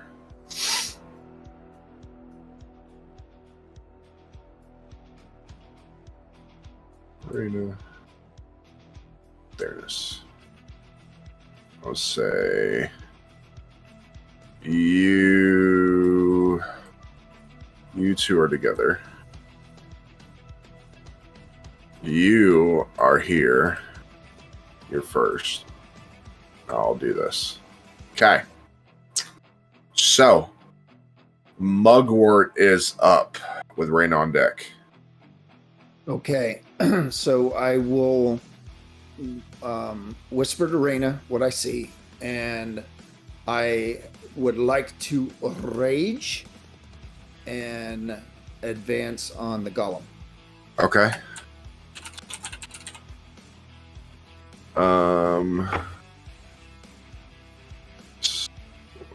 Second.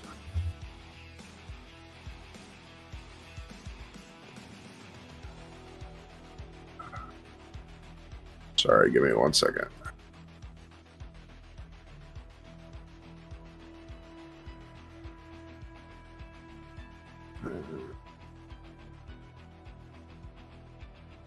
Okay. All right. So, what's your movement? 35.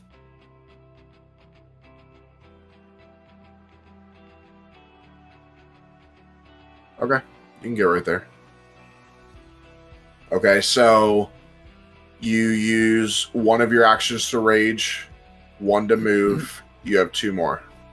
Okay, so I will attack the golem Okay. with my two-handed axe. Okay. That is a 7 on an 8. That hits, so it's going to knock a point of armor.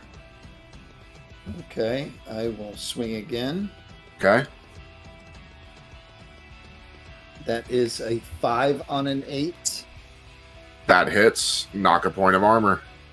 Okay, and I get one more action, right? You have 2 attacks per action? Correct. Yes. Okay. That is a 6 on an 8. Hits, knocks armor. And that is a 7 on an 8. Knocks armor again. So you just run up and just start trying to obliterate this thing with your axe, grinding against the stone of the golem. You're starting to chunk down on that armor of his. Don't worry, I've got it. Y'all just relax. And I will stand my ground. Okay. Raina, you're up with Theranos on deck. Okay, I'm going to, upon hearing what Mugwort. Mugwort told me, yeah, I'm going to thumb through my bag and find the fox mask, don that, and then move up 30 feet and attack the golem. Okay.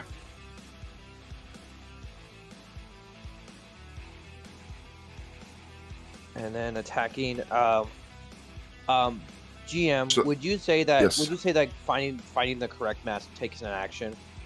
Correct. So it's That's going what to I take an thought. action to don a mask, your 1 action to move, so you have 2 left. 2 actions left. Okay, that's what I thought. Just wanted to clarify before I was like, oh, I have like 3 actions, and you're like, no. All right.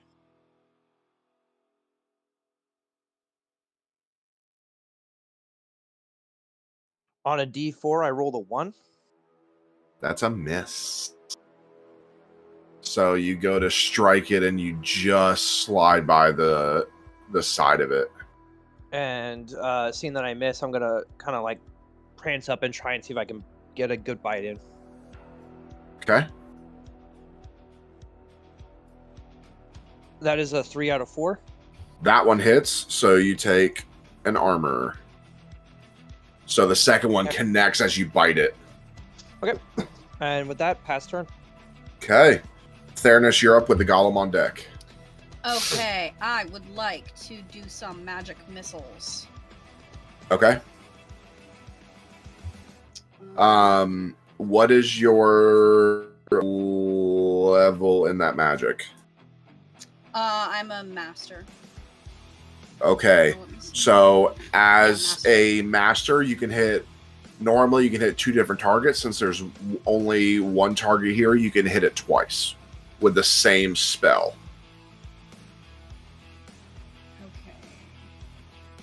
Okay. Okay. So go ahead and roll, see if you hit.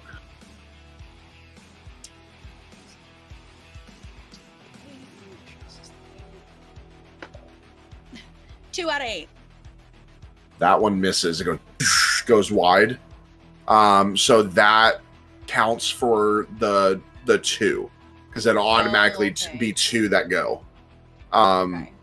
Yeah. So like if there were 2 targets here, you would roll your D8, and if you get a 4 or better, it would hit both targets.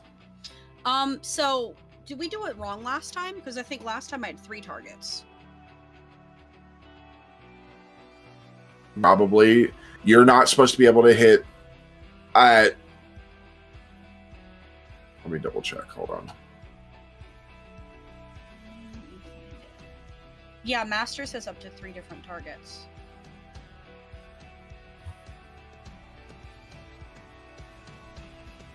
Okay. Then, well, either way, you still miss all 3. Yeah, I just wanted clarification for like the future. Okay. I am going to. Do I feel like this thing has any kind of conscience, or is it just a machine responding to orders? It's a stone golem. I would say you probably have not come in contact with Yeah. this before. Okay. So in that case, I'll go with a thunderclap, and that is a physical save. Okay. What's the range on that? Let me double check because I will get closer if I need to. I think I might actually have to call it that one. Let's see.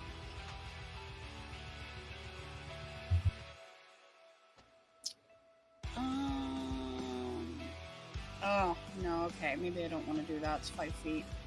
I guess in that case, I'll swing a firebolt instead. Firebolt. Yeah. Okay. Roll your destructive. That's another 2. Out of 8. 8. So that one misses. All 3 of them. You technically have 2 more actions. Okay. I'm just trying to find different stuff to do. I will do an ice storm. That is a physical save. And that's an area effect, correct? Yeah, it is. Let me see. I wrote it down. 20-foot radius, 40-foot high, and I want to center it on him. Okay, it is still going to hit your 2 allies. Can I move it back a little bit then, so that it won't hit them, and maybe just won't hit all of him? So a 20-foot radius, you got to remember that you're inside, so there's a wall here. There's a wall right here. So you can, if you did a 20-foot radius, let me see here. You're looking at, this is about a 20-foot. It's not looking. So I don't know why it's not. What if I centered it over to the left? Would that help at all? So. And just kind of caught him on the edge. I don't know if I can do that or not. I mean, yeah, I'll say you can. Okay, I just don't want to hit them if I can help it. I'll do something else if I think I'm going to.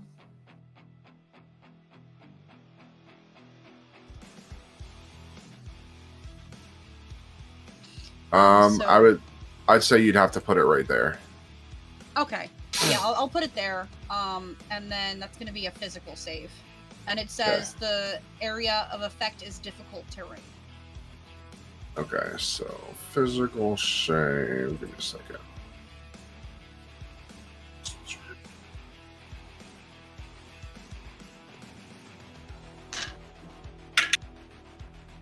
That's a 7 out of 8. Okay.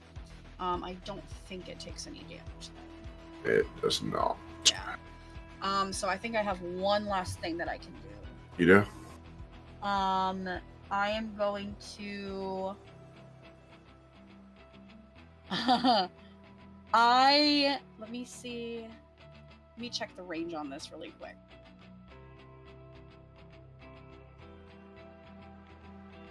Give me one moment. Sorry. 30 feet. Okay, so I have to get into 30 feet of this thing. And then I would like to use enlarge reduce and make this thing half its size. Okay, is that a save? Yeah, it's a physical save. That is a 2 out of 8. Okay.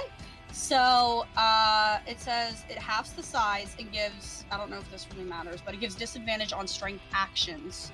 Their weapons do less damage. Let me see if it says exactly. Is it half damage or is it? Let me see. It'll just take it to a different dice. Okay. How long does that last? It's a concentration, so I have to hold it, but it's up to a minute. Okay. All right, so you start firing as much stuff as you can, and nothing seeming to hit, and you finally reach up and hold out your arm, and you shrink the thing down. Fuck it. All right. With that, it's the golem's turn. The golem is going to move forward now that it's a little bit smaller. And he is going to...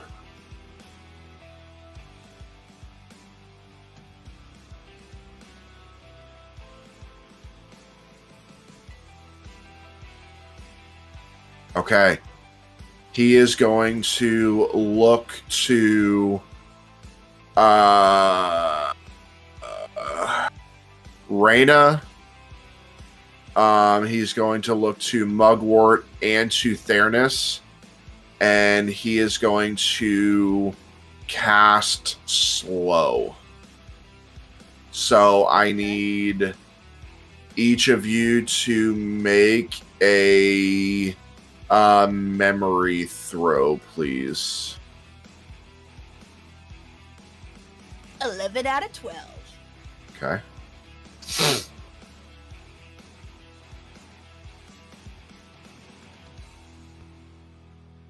6 out of 12. Okay.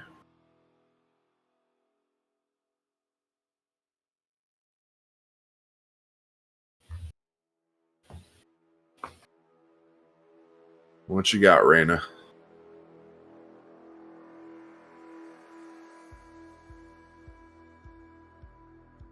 Give me one.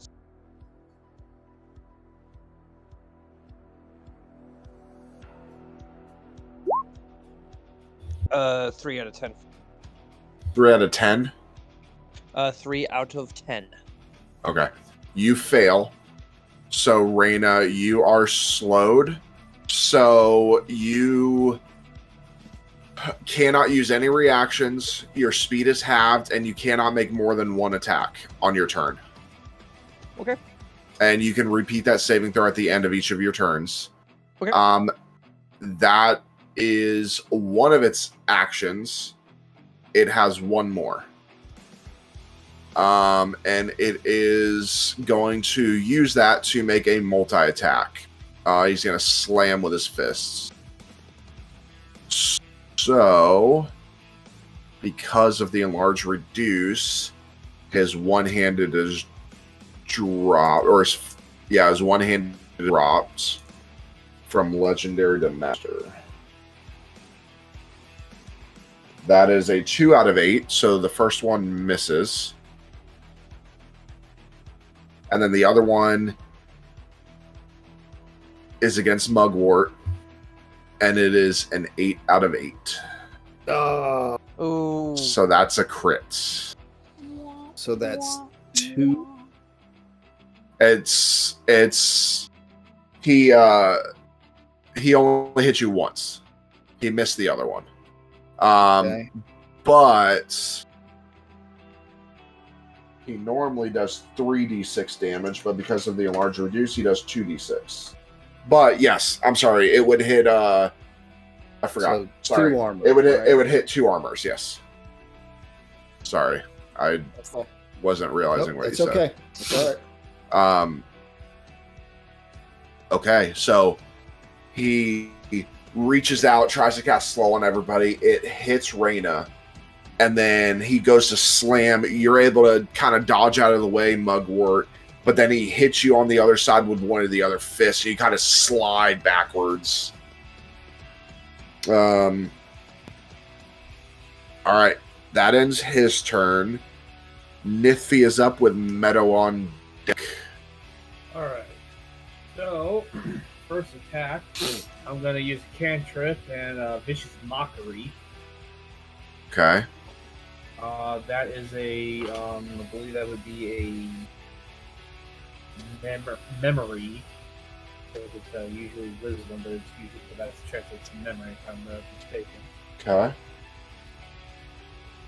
Let's save on this thing. That's cocked. That is a 4 out of 12. So that fails. Okay. So as I'm getting, I kind of step forward, I get out, and I just start berating them like, bloody hell, is this a golem I see, or is this just some child creation of clay? Okay. So for my next attack, next action, I'm going to use Dissonant Whispers at first level. What's the range of that? That is 60 feet. Okay. That's another memory save on that, on the golem part. That is a 10 out of 12. It succeeds. Alright, seeing how the All right, I like that one, eh? So you try to whisper, and it just kind of shakes it off. Oh, was that it, eh? Okay. I'm gonna, at second level for my next action, blind and deaf. Blind and deafness. What would that would be a what would be a Constitution translated?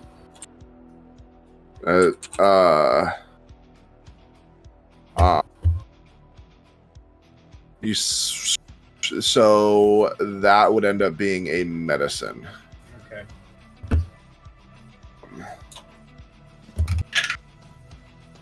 As a 9 out of 12, it succeeds. Okay. Yeah, you're just not cooperating today, are you, mate?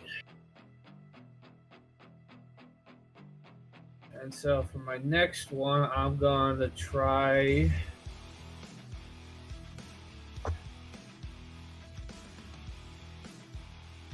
Tasha's hideous laughter on him. Another memory save on this thing's part. 8 out of 12 succeeds. So everything you're throwing at this thing, it's too strong. You guys aren't quite used to facing something like this. All right, I believe. All right, that ends your turn. Oh, that was it. Okay, That's 4. Oh yeah. All right, Meadow, you're up with Mugwort on deck. All right, so seeing this thing, I'm going to cast Fireball. Fireball. Fireball. Okay. Okay. It's a ranged spell attack. I'm sorry, what? All right, go ahead and roll Yeah. your destructive then. That's a D8 because I'm a master. Oh, Uh-huh. 4 out of 8. 4 out of 8 succeeds. So you take Raina, you lose an armor. I thought Mugwort, I could you lose use Fireball, and because I'm a master, I could bend it around them. only I to a think that's certain legendary. extent. Is it?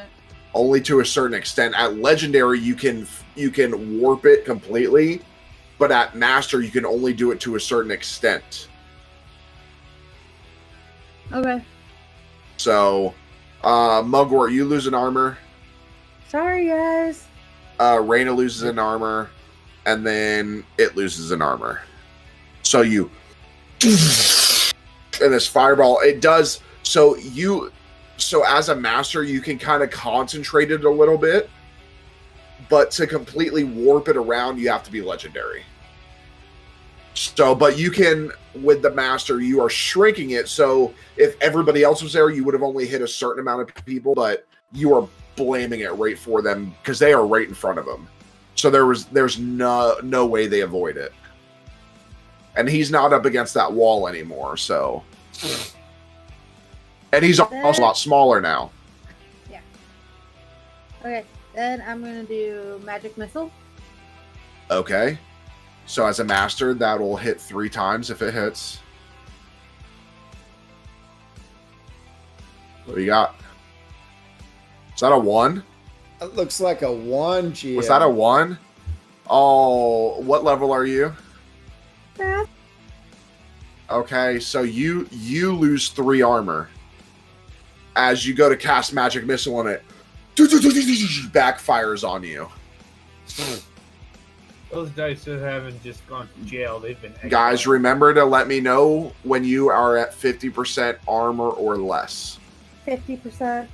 Okay, so just remind me if you get attacked. Okay. I'm going to 2 more cast- actions. Yeah. I'm trying to figure out what dice to use. Okay, I'm gonna cast Firebolt. Okay. 4. Out of 8. Yeah. Success on all 3. So you hit him 3 times, take 3 armor. And he has to do a roll. Because let's see.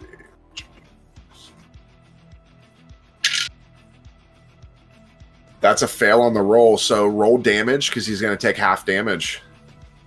What's the damage? Damage dice? For that, it is. Hold on, give me a second. I think it's 2d6, right? It's what, Ethan?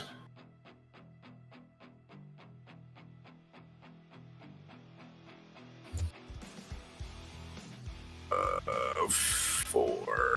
It is.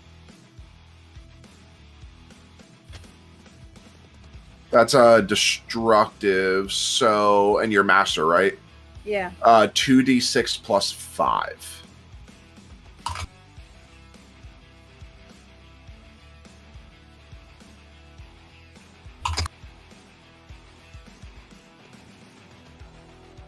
So that is 16 damage in total. So it takes 8 points of damage. Okay. Okay. So because its armor starting to get down there, it had to roll for that half. All right, and then I have one more action, right? You do. So all of these fireballs right over your guys' heads. I'm gonna cast Firebolt again. Okay. That's a 2. Out of 8, right? 8. That's a fail. They all 3 go sideways. Hit some of the rocks. Some of the rocks kind of tumble down. All right. Top of the round is Mugwort Bugwort. Mugwort. We need- Mugwort. We need to change his last name. Mugwort Bugwort. Mugwort. Yes. I would like to attack it. Okay.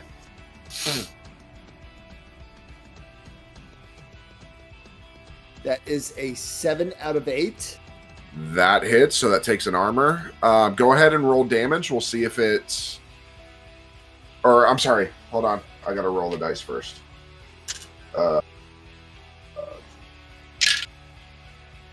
It succeeds, so it does not take half damage. Okay. Okay. So, yeah, that's a hit. You reduce armor. Another 7 out of 8. Great. Roll damage as his armor's gone. Woohoo! Pam, you got it down to 1 armor. Hey, at least That it worked. is... So you are what, master? Correct. 2d6 And plus 2 10. In two-handed, as a master, it's 2d6 plus 10, yes. So that is 20. 20? 20. Mm-hmm. Nice. 10 plus a 10.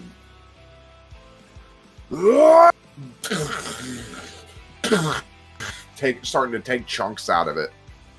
Okay. So that was action 1. Action 2. Yeah. I'll attack it again.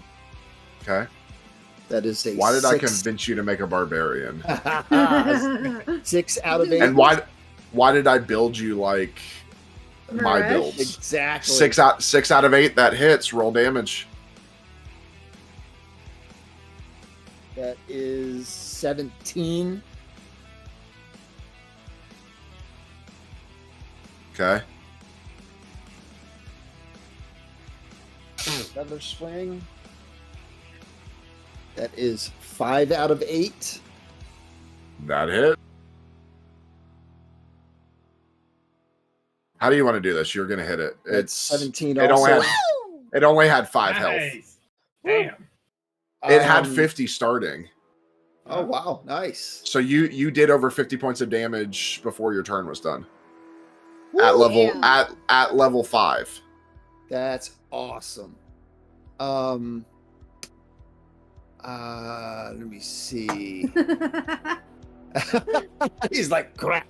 I'll As just make it harder next time. right No. as I No. bring the axe around, I'll look at it and go, if we wanted a kiss from me mother, we would have asked for one. and just slam it into the side of his head. Every time you talk, all I think about is get in my belly. Yes. Fat Yes. bastard. Fat bastard. Yes, I love Fat Bastard. Mugwort is just Baby. oh Oh, Yes. I ate the baby. Austin Powers. Yes. Wait, Oh, wait. okay. Yep, never seen it. Oh my God. I've seen some of the movies, but you gotta remember I'm 25. It's back in my belly. Yep. Nope. Don't have no idea Probably his best Oh, by far. big movies. His best big time movies, because So I Married an Axe Murderer, great. Yes. Yeah. But his seen big it. time movies, I think you would like So I Married an Axe Murderer. We'll have to watch it when you guys move down here. I'll find it and we'll watch it. I'm Okay. good. So with that, it's not a horror movie. It's a comedy. It's hilarious. It's hilarious. It is hilarious. It's just like Austin Powers. Yeah, really It's funny. like pre Austin Powers, where he Post- plays Yeah. he plays every single fucking character except for the female. post SNL, pre Austin Powers. So Yeah, it's actually yeah. really good. Okay, so with that, the stone golem crumbles. And the crumbles get bigger because enlarged reduce drops. Yeah, basically. And now there's a rock slide, so you all have to Indiana Jones style out of there. Kidding. Hey, I Oh. get that reference. Just Do we see anything that we can put in the orb? so hold on 1 second. So you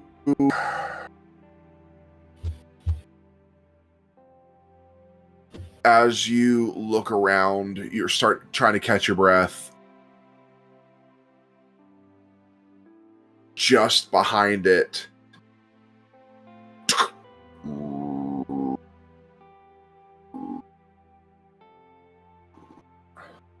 another door opens, leading you deeper into the heart of the chamber.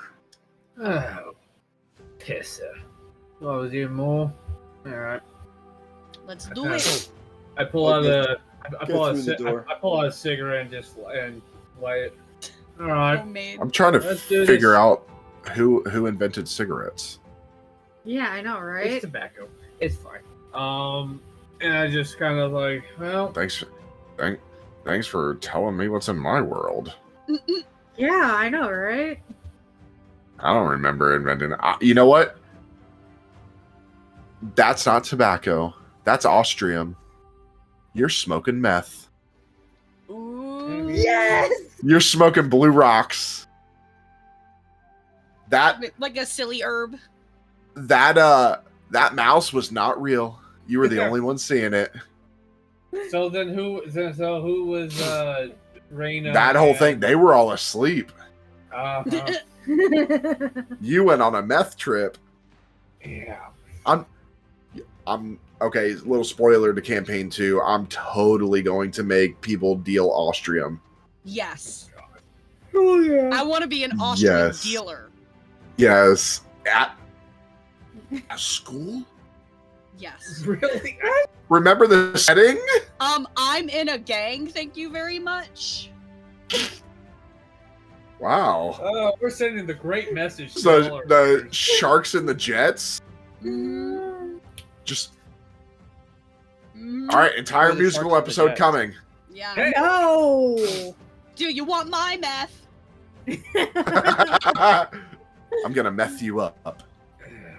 All right, I go through the door. Okay. All right. As Fee smokes his meth walking through the door. He's got a glass pipe. Guys, none of this is serious. Please, Don't do Twitch, drugs. do not demonetize us. They're bad. Do not do drugs, kids. Yeah, don't do drugs. They are bad. Don't Yeah, smoke don't do smoke the drugs. devil's lettuce. Yeah. It's a gateway drug. Just don't do Don't- meth or crack. Don't drink. It's very bad for you. Yes. Okay. It's horrible for you. It is horrible for you. Let me look at my freezer then. So, leaving the remnants of the first trial behind, you proceed deeper into the Chamber of Trials, your footsteps echoing through the vast expanse. As you approach the second door, a sense of anticipation builds within you. The door is adorned with intricate symbols representing wisdom and knowledge, evoking a sense of intellectual challenge. You step into that next chamber. This room is unlike the previous one. It exudes an atmosphere of mystery and enigma. Soft ethereal light illuminates the space, emanating from floating orbs that hover at different heights. The chamber is filled with shelves upon shelves of ancient tomes, scrolls, and artifacts, their contents shrouded in centuries of accumulated knowledge. The air is heavy with a scent of parchments and age, and a hushed silence hangs in the room, interrupted only by the faint rustling of pages and the occasional whisper of forgotten secrets. You find yourself surrounded by the vast knowledge and wisdom amassed within the chamber. Your trial here lies in deciphering and unraveling the riddles and puzzles that guard the true path forward. The room is filled with mind-bending conundrums, mechanisms, and cryptic symbols. Each riddle and puzzle you solve leads you closer to unlocking the chamber's secrets and progressing deeper into the trials. Meadow, you were in first, so I need you to give me an observation roll, please. Okay, so that is translate to D10. I gave you your Hogwarts floating candles. Yay! I don't see shit. You go blind. Okay. No, I get shit. I have a 2, not a 1. Okay. I'll allow one other person to make an observation. I'm untrained, so. I'll do it. Okay. That would be 12 for me. I'll be rolling the D12, and I got an 11. Okay. You see a wall. On the wall, there are numerous glyphs lining the wall. As you approach specific glyphs, any glyph that you get near begins to glow. But as you move along trying to read the glyphs that you leave begin to cease glowing.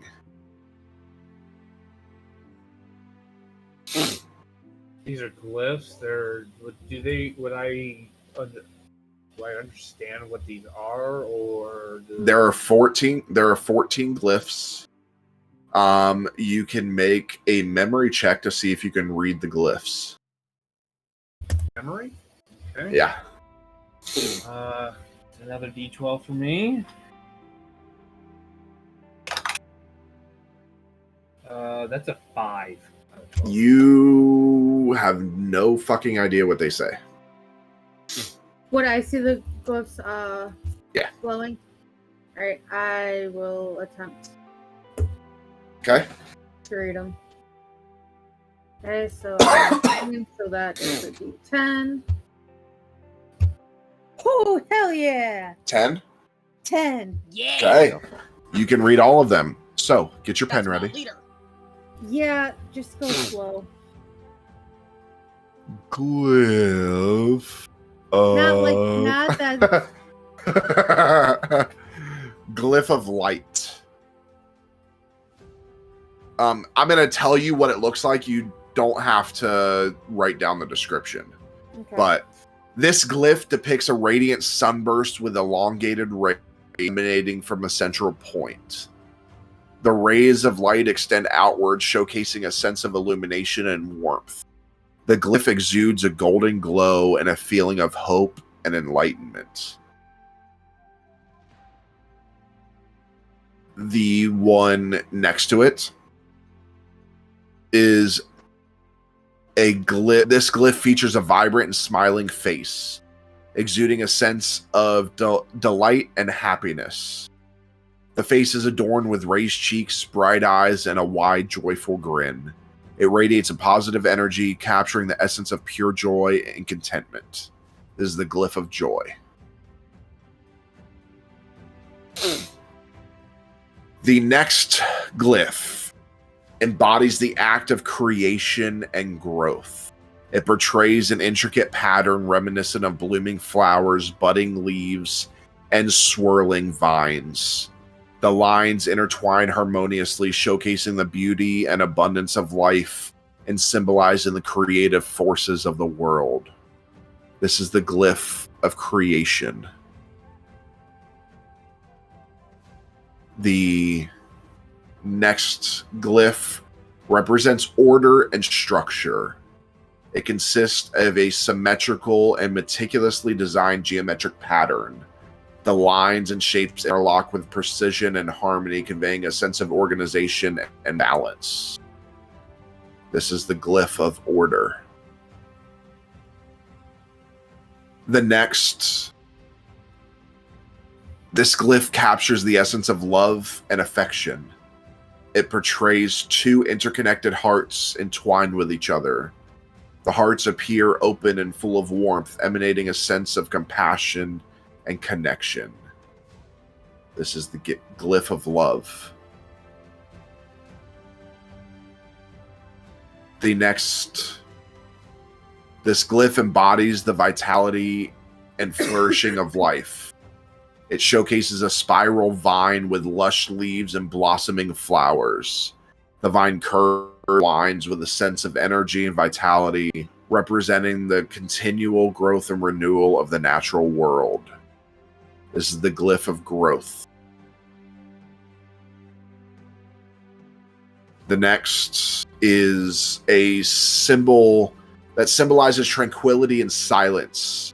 It portrays a curving line that appears smooth and undisturbed, capturing the calmness and serenity of silence. The line exudes a sense of stillness and peace. This is the glyph of silence. There are 7 more glyphs. The next one you see embodies the essence of profound darkness. It consists of a circular shape that appears to absorb all light around it. Within the circle, deep shadows intertwine, forming intricate patterns that convey a sense of mystery and foreboding. The glyph evokes a chilling aura symbolizing the depths of darkness. So this is the glyphs of darkness. The next one represents profound sorrow and grief.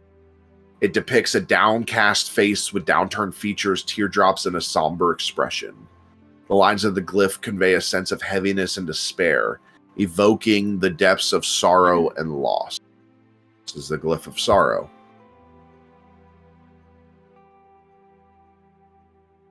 The next glyph captures the essence of destruction and decay.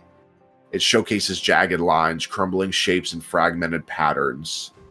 The glyph evokes a sense of disintegration and chaos, representing the forces that dismantle and break down the fabric of existence. This is the glyph of destruction. The next glyph embodies chaos and unpredictability. It features irregular lines, asymmetrical shapes, and a sense of disorder. The lines intersect and diverge in erratic ways, reflecting the chaotic forces that disrupt and challenge the established order. This is the glyph of chaos.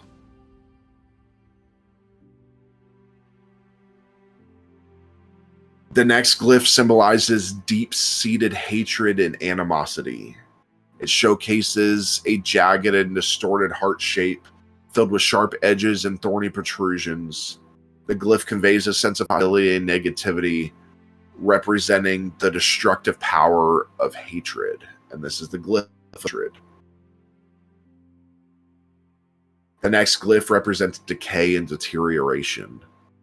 It features a withering vine with wilted leaves and fading flowers.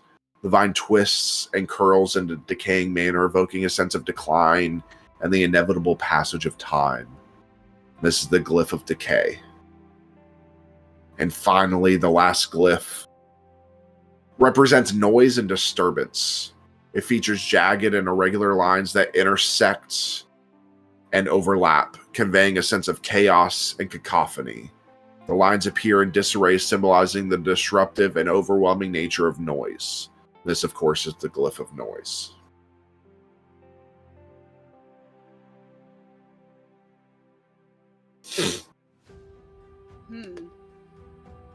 I, of course, relay this all to the group. That is a lot.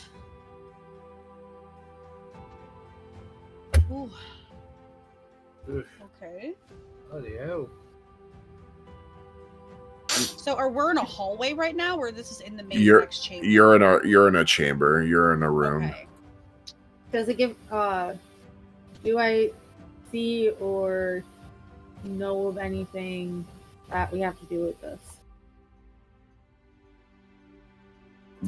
It doesn't give you any instruction.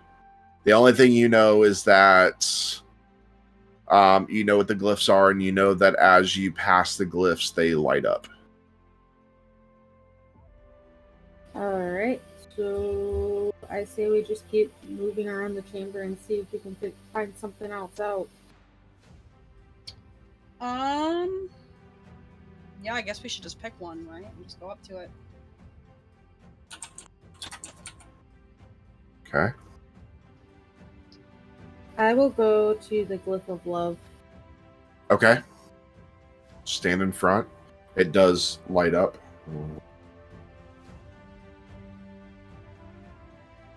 I touch it.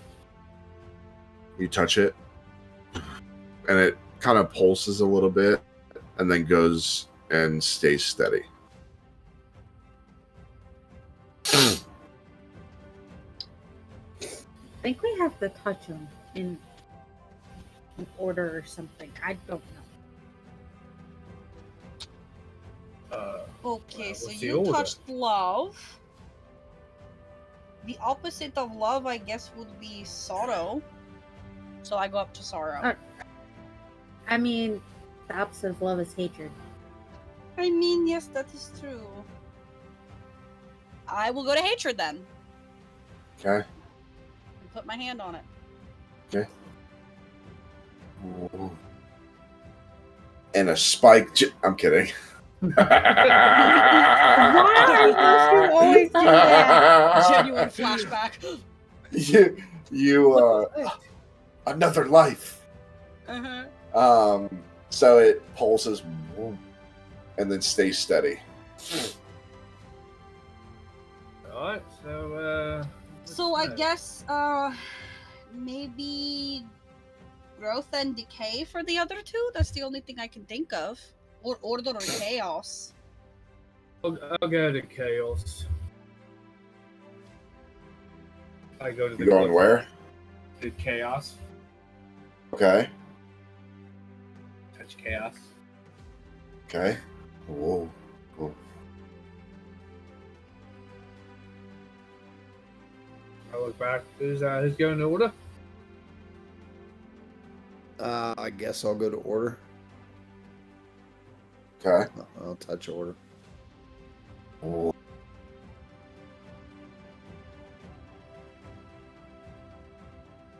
So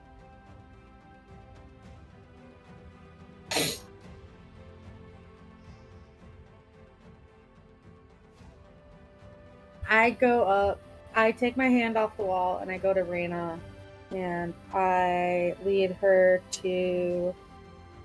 Raina's just like, what the fuck is going on? What are you guys doing? that's Noise, So- maybe? Yeah, to noise. I mean, she does Okay. rely a lot on noise.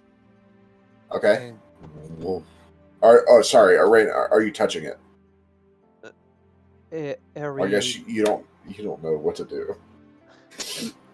Raina, I'm gonna put your hand on something. Just don't freak out. That's what he Okay. said. I guide Raina's hand up to the glyph. Okay. And is the one that I was standing at still lit?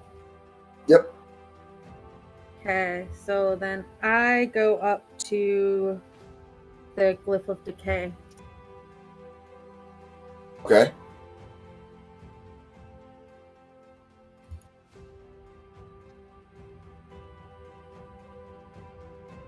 Are you touching it? Of You course just said you go up to it. You said you go up to it. I'm not gonna assume. Okay, so you touch it.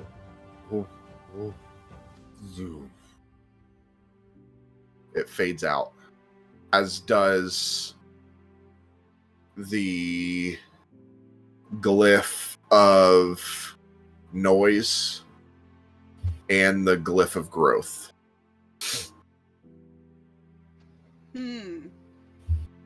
What happened?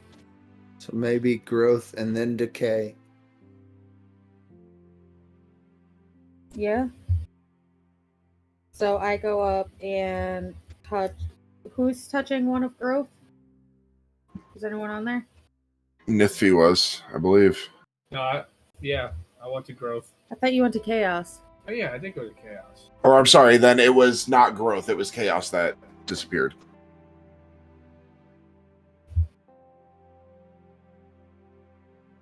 Decay often comes from chaos. So does noise. So maybe noise. Maybe chaos, decay, noise, as often people or things react to decay happening. There's chaos here. What about order? That would be the other end of that. I touch chaos again. I go up and touch order. Okay. And they both. Yeah, so it's like the opposite. So I go to creation Okay. and touch it. and I'll go to destruction, creation, touch destruction. Okay. Both of you.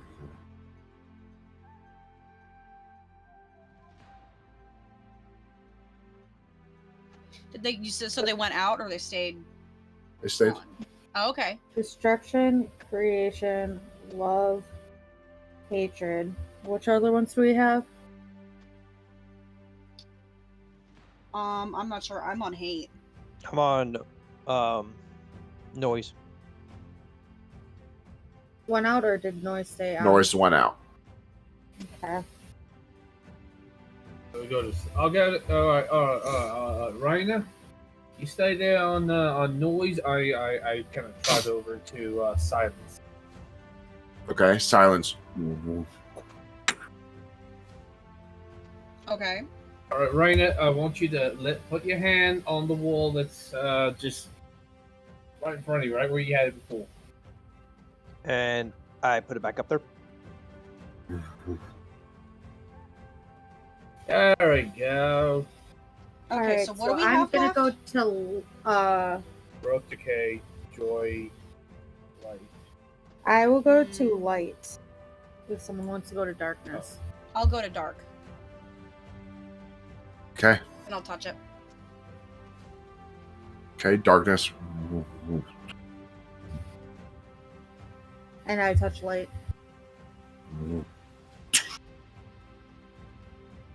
All right. I am gonna go to. I'll go to sorrow. And Or go then- joy. Yeah, I'll go to joy. Oh,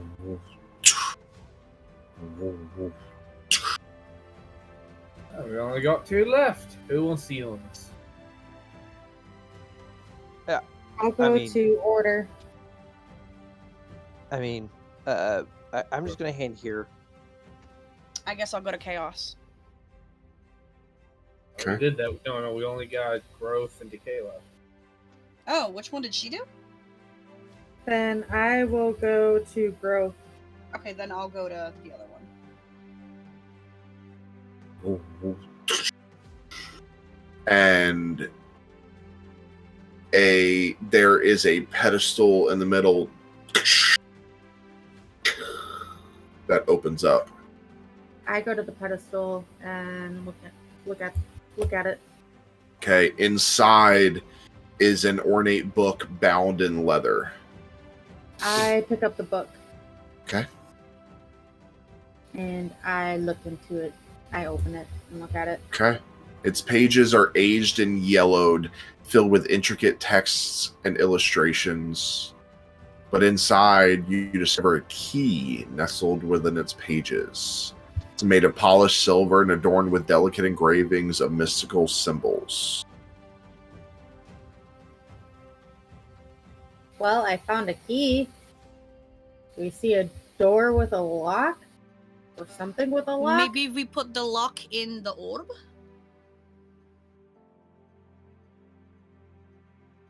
The key in the orb? Maybe, but the last room had a door open, so... Do we see another door? Make an observation check. 3 on a 12. Okay. You can't find one amidst the chaos of the books and shelves. Also, we just I have- look around and see if there's anything with that the key would fit into. Make an observation. 2. Alright, also we held on to that key and we backtrack to the beginning. See if there's anything forward there and no. I think we need to stay in the library and keep looking around. Alright, well look around then. I'll look around.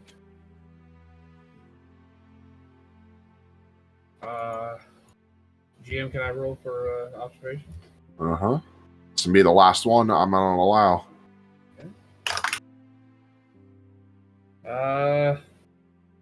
9 Of 12.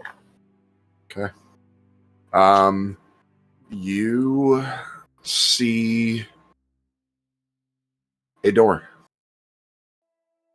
Ah, over there. Oi. I walk over and put the key into the see if there's a lock. As you insert the key into the door, you hear with a satisfying click. It unlocks and it swings open itself, revealing the entrance to the next room. I go grab Raina and then walk through the door. Okay.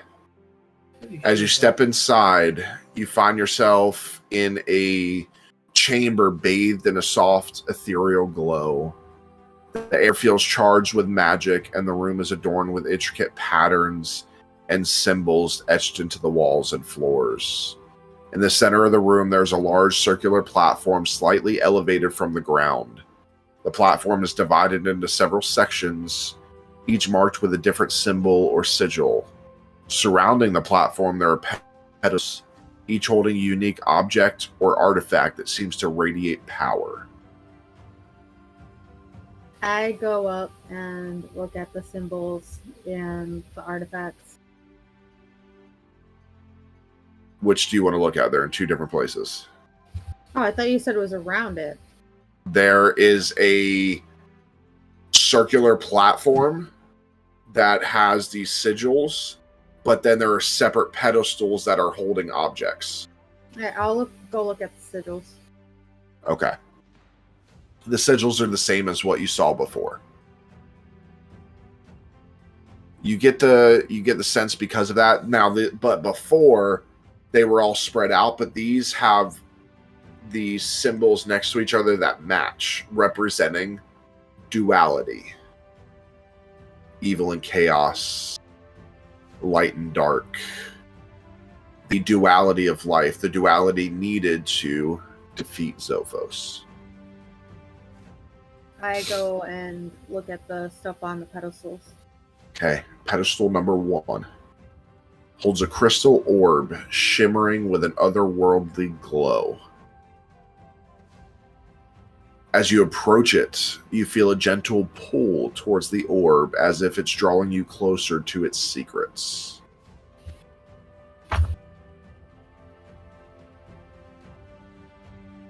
I touch it. I heard Ben sigh.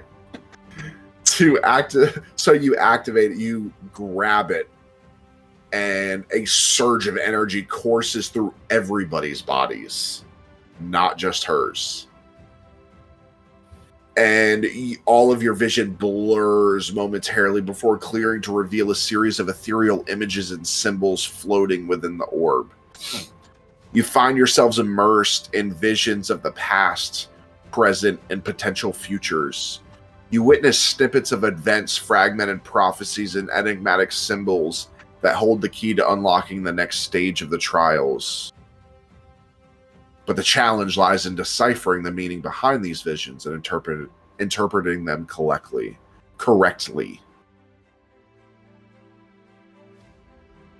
Your surroundings blur and dissolve into a vast starlit expanse.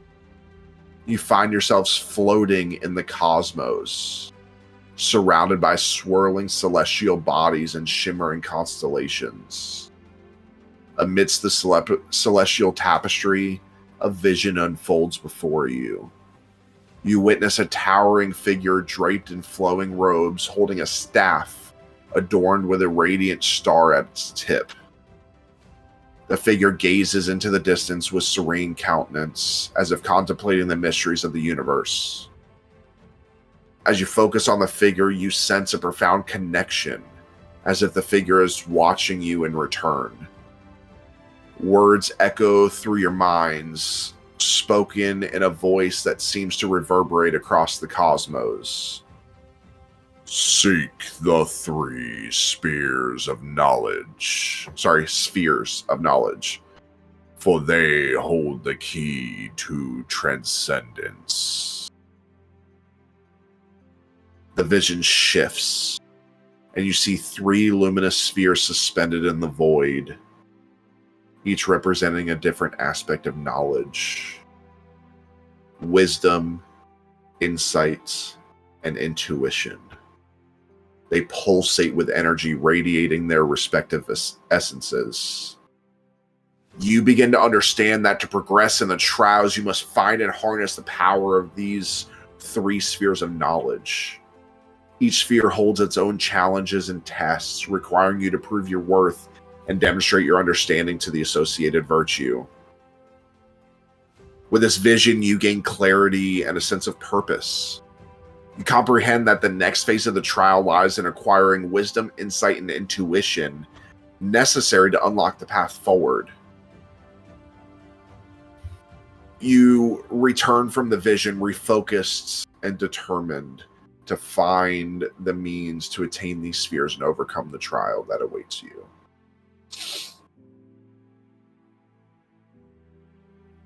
Pedestal 2. And I will say Fee's trip there was even worse because of the meth. It was a straight acid trip. I would know about that. Every time I talk to you, it's like an acid trip. Okay, Pedestal 2. Its surface, adorned with intricate engravings, depicts the cycle of life and death. It represents the eternal balance and the delicate harmony between existence and passing. You get the sense that to activate this pedestal and unravel its mysteries, you must channel your inner essence and connect with the primal forces of life and death. I'd go ahead and do it. Okay. I want you to take your highest magic roll and roll it for me. Okay, so that would be a D8. 5. Okay. You place your hands on the pedestal's smooth surface, feeling a subtle vibration as your energy resonates with the engravings. As you make contact, an ethereal mist rises from the pedestal, enveloping you in a gentle embrace. The mist carries faint whispers, echoing the echoes of souls and the whisperings of forgotten knowledge. You all find yourselves drawn into a realm of spirits and ethereal forms. The veil between the mortal realm and the realm of the departed thins, granting you glimpses into the secrets of life and death. You witness fragments of memories, spectral apparitions, and symbolic representations of the eternal cycle. As you immerse yourselves in the realm of spirits and ethereal forms, you are surrounded by an otherworldly landscape. The realm appears as a twilight realm, draped in shades of misty gray and pale blue. Ephemeral whispers of energy meander through the air, resembling the fading remnants of departed souls. You see a towering figure wrapped in ethereal robes standing before you, its eyes gleaming with a mix of kindness and melancholy.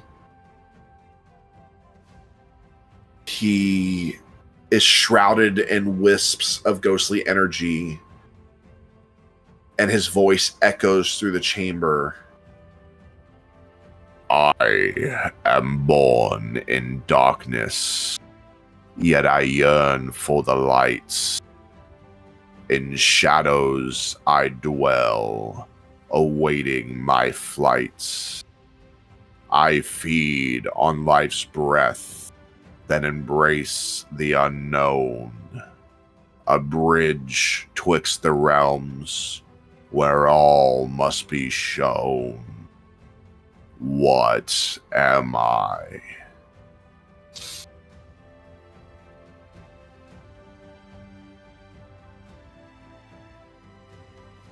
I'll type this out for you guys. Hold on.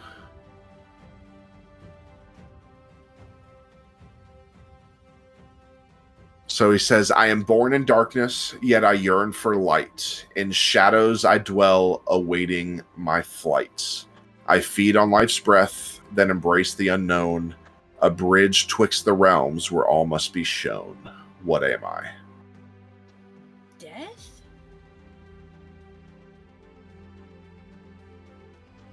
Something like that, maybe? Death, decay?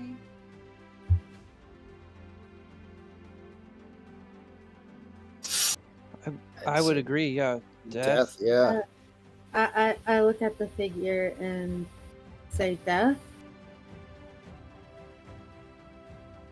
Are you sure this is your answer? Sure. And it reaches out towards you, Meadow, and its fingers elongate and pierce right through your neck. Ugh. And you disappear from everybody else. Huh? Oi, where'd she go? Oh no.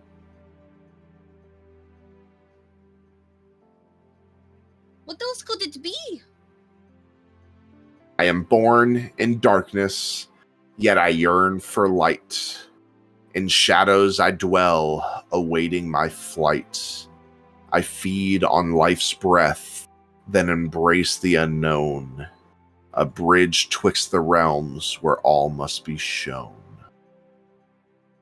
I pivot, kind of look up in the general direction of where the figure would be. Is it fear?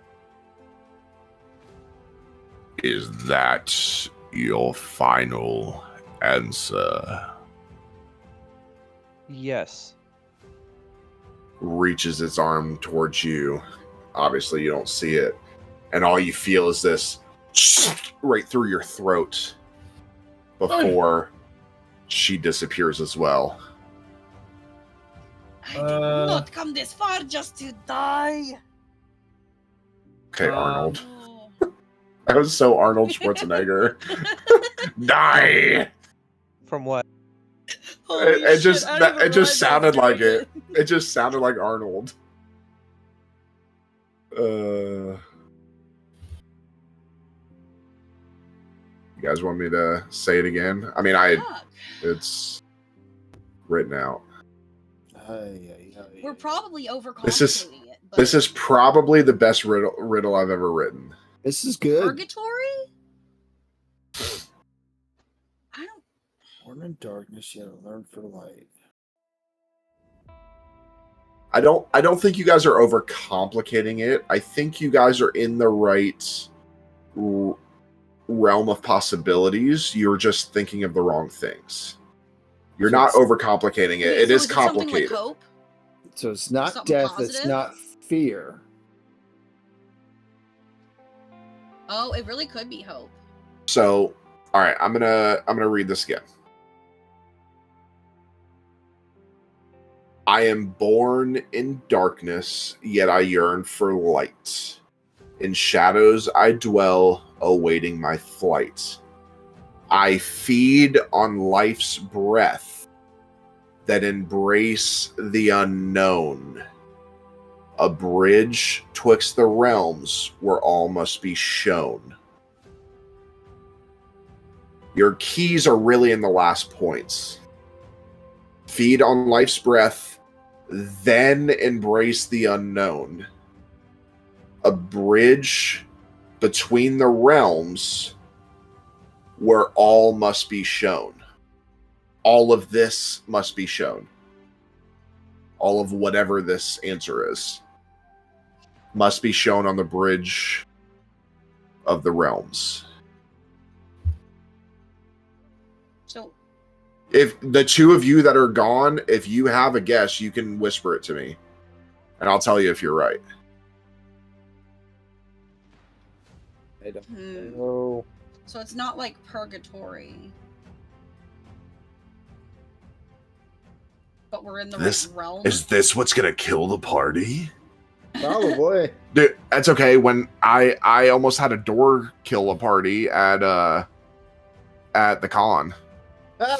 They couldn't get through a door. That's awesome. That's like I- Critical Role-esque.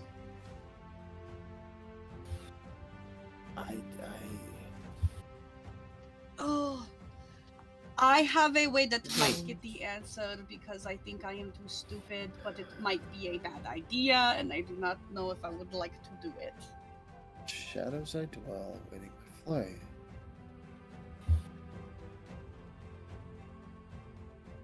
Okay, so what feeds on life's breath? You two get it now? I Yeah. am so clueless. Now it makes sense. Yeah. What feeds on life's breath then embraces the unknown. So what feeds on life's breath first, then after it feeds on life's breath, what embraces the unknown?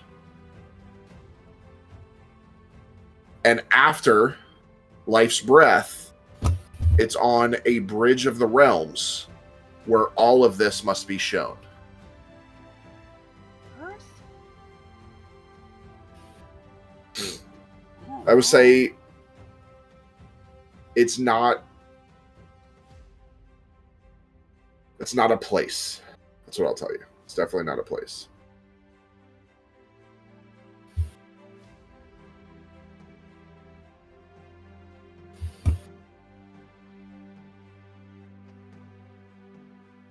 I'm having such a big brain fart right now. I am too. It's So it's- aliens. It's Is it aliens. like it's like an is action, or not- like something that happens. It's So- it's aliens. I'm telling you. All of you roll me a memory.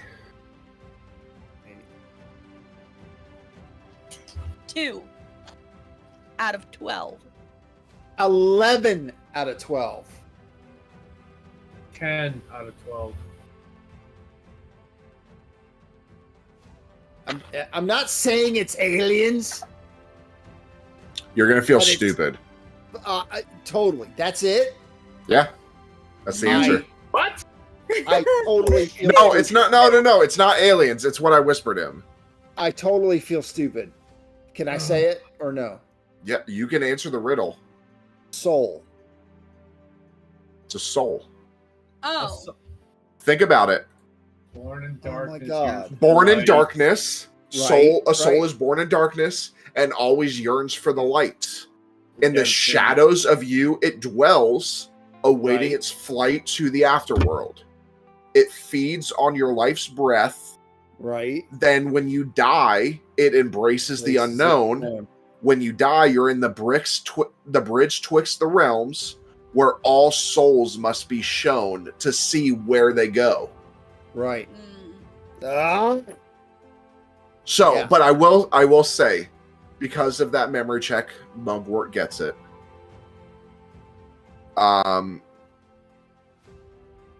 And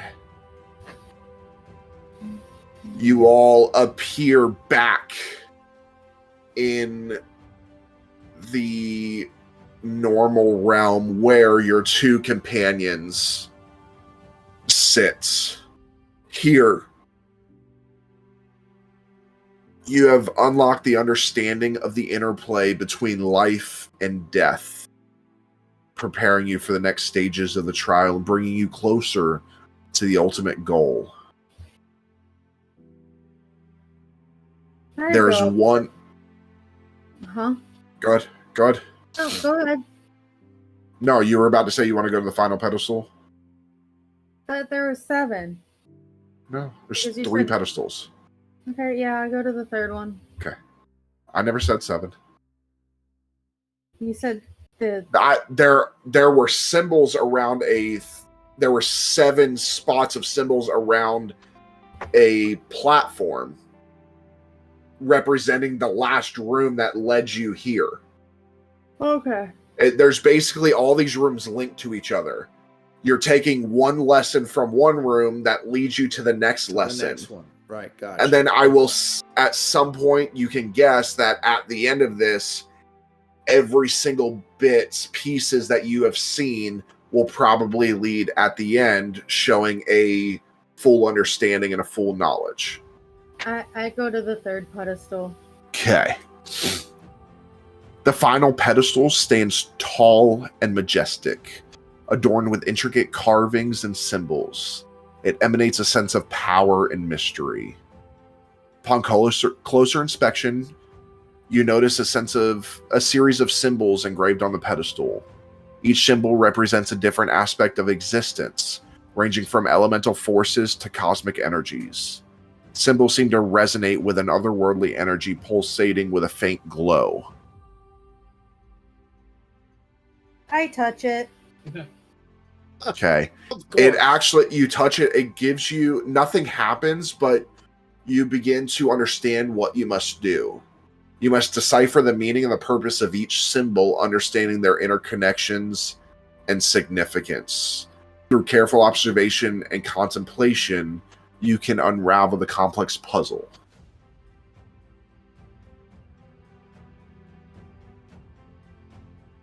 Can't hear you. I go ahead and do that. Okay, so first symbol is the flame. I'm just going to give you the symbols. The next is the droplet. I will give you the meaning of each symbol after you unlock it. The next symbol is the leaf.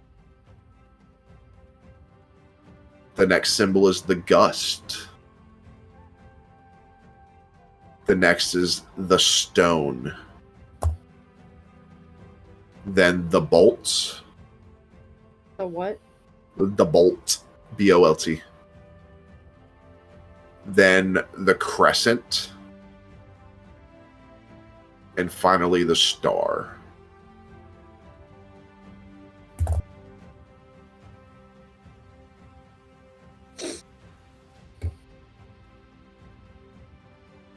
I touch the flame. Okay. See if anything happens. Nothing happens. Do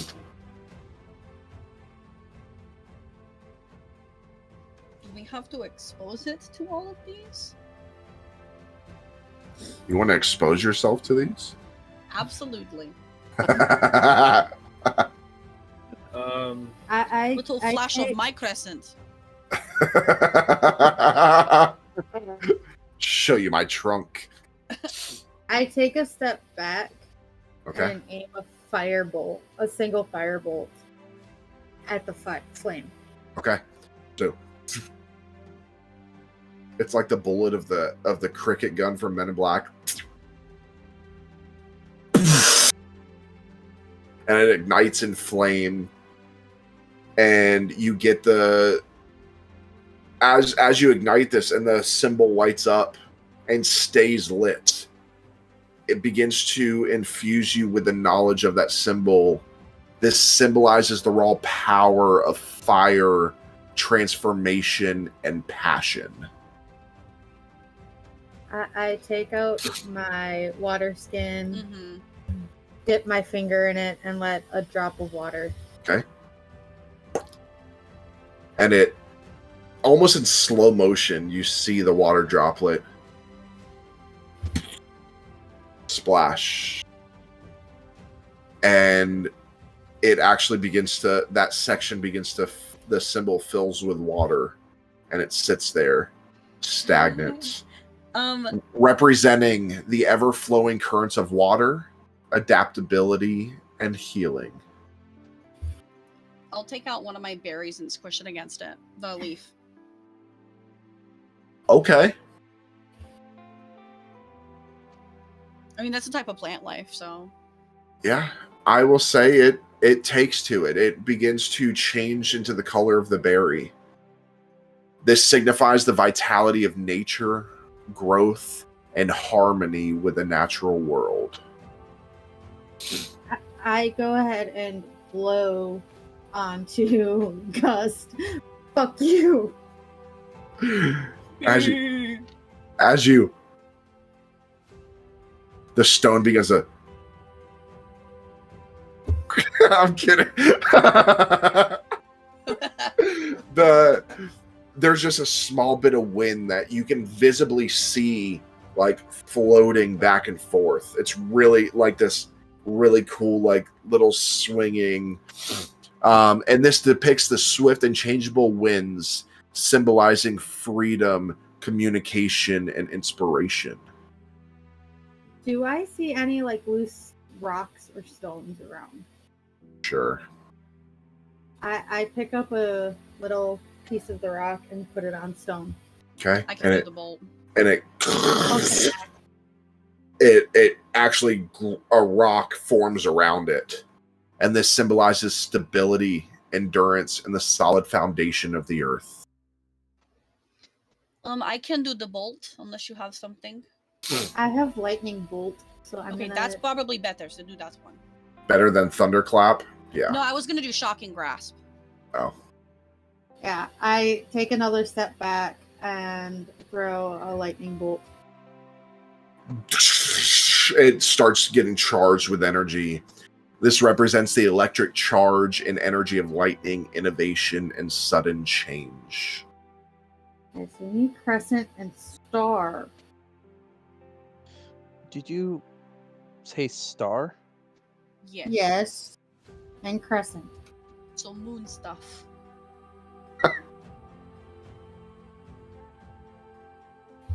And crescent, like a crescent moon? Just pulls out a crescent I wrench. believe so. Yes. It is a little. Does it look What- like a crescent moon? Yeah. to you? Yeah. Yeah. Yes, Raina, it's like the crescent moon. And the other one A you star? said is star? Yes. Stars. I think I might have something that worked for Star. Raina, do you Do have not anything? say yourself. Dance No. up there. For crescent or star? For crescent?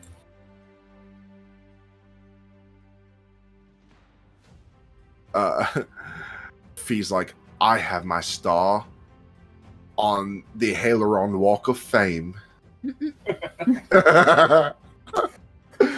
He carries around with him everywhere. So, Raina, do you have anything for the crescent?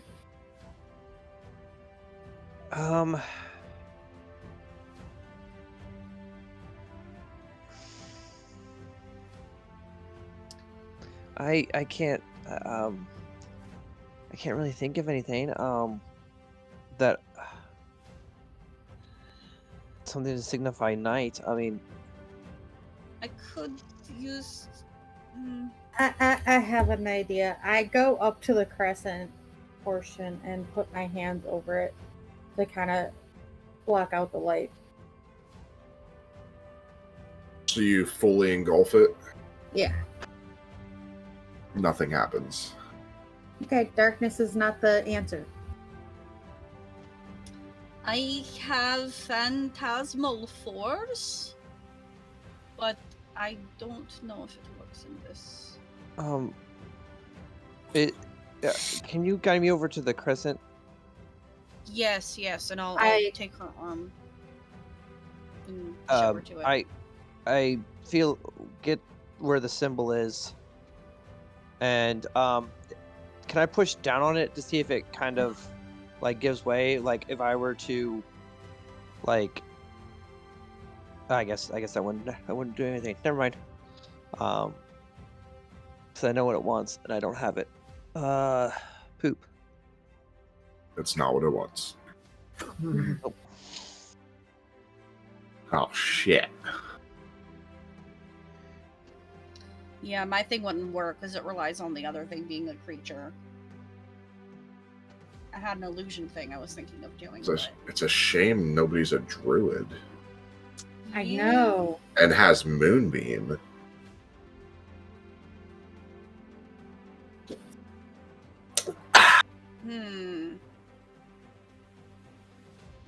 Don't you miss your old characters? Yes. Hey, they're in a better place. Your old characters could have fixed all this. Yeah, for sure. If they didn't abandon everybody selfishly. Actually, they couldn't have won. You said it yourself. I want to try something. Let me see. I don't know if this will work. Okay. I want to try and cast Dancing Light, but I want to try and see if I can have them emanate, like, kind of mimic a moon glow, like the glow of the moon from the light. Okay. To save some time and effort, I'm going to tell you that would be better if you cast it on Star. That's what I was originally going to do it for. That's what I would do if I were a bard. That's yeah. You said I'm trying to do both of them, but I was definitely going to use that on Star. I was going to try and cast Star. Okay, so you cast that on Star, and it begins to shimmer and light like a star in the night. Mm-hmm. This signifies the celestial bodies and the vastness of the universe, representing guidance, dreams, and cosmic forces.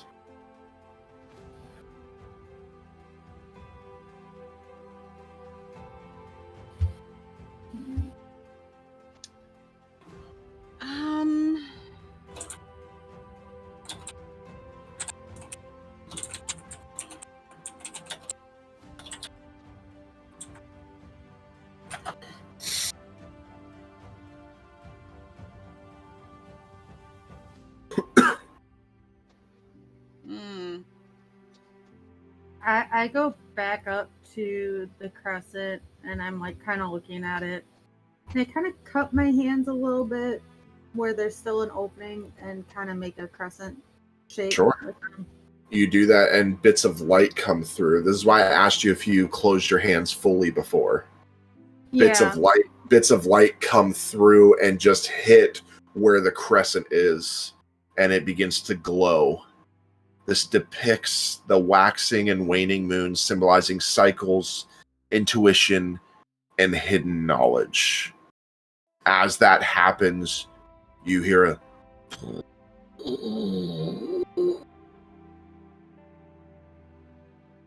as you look behind you, and the entrance to another room is revealed.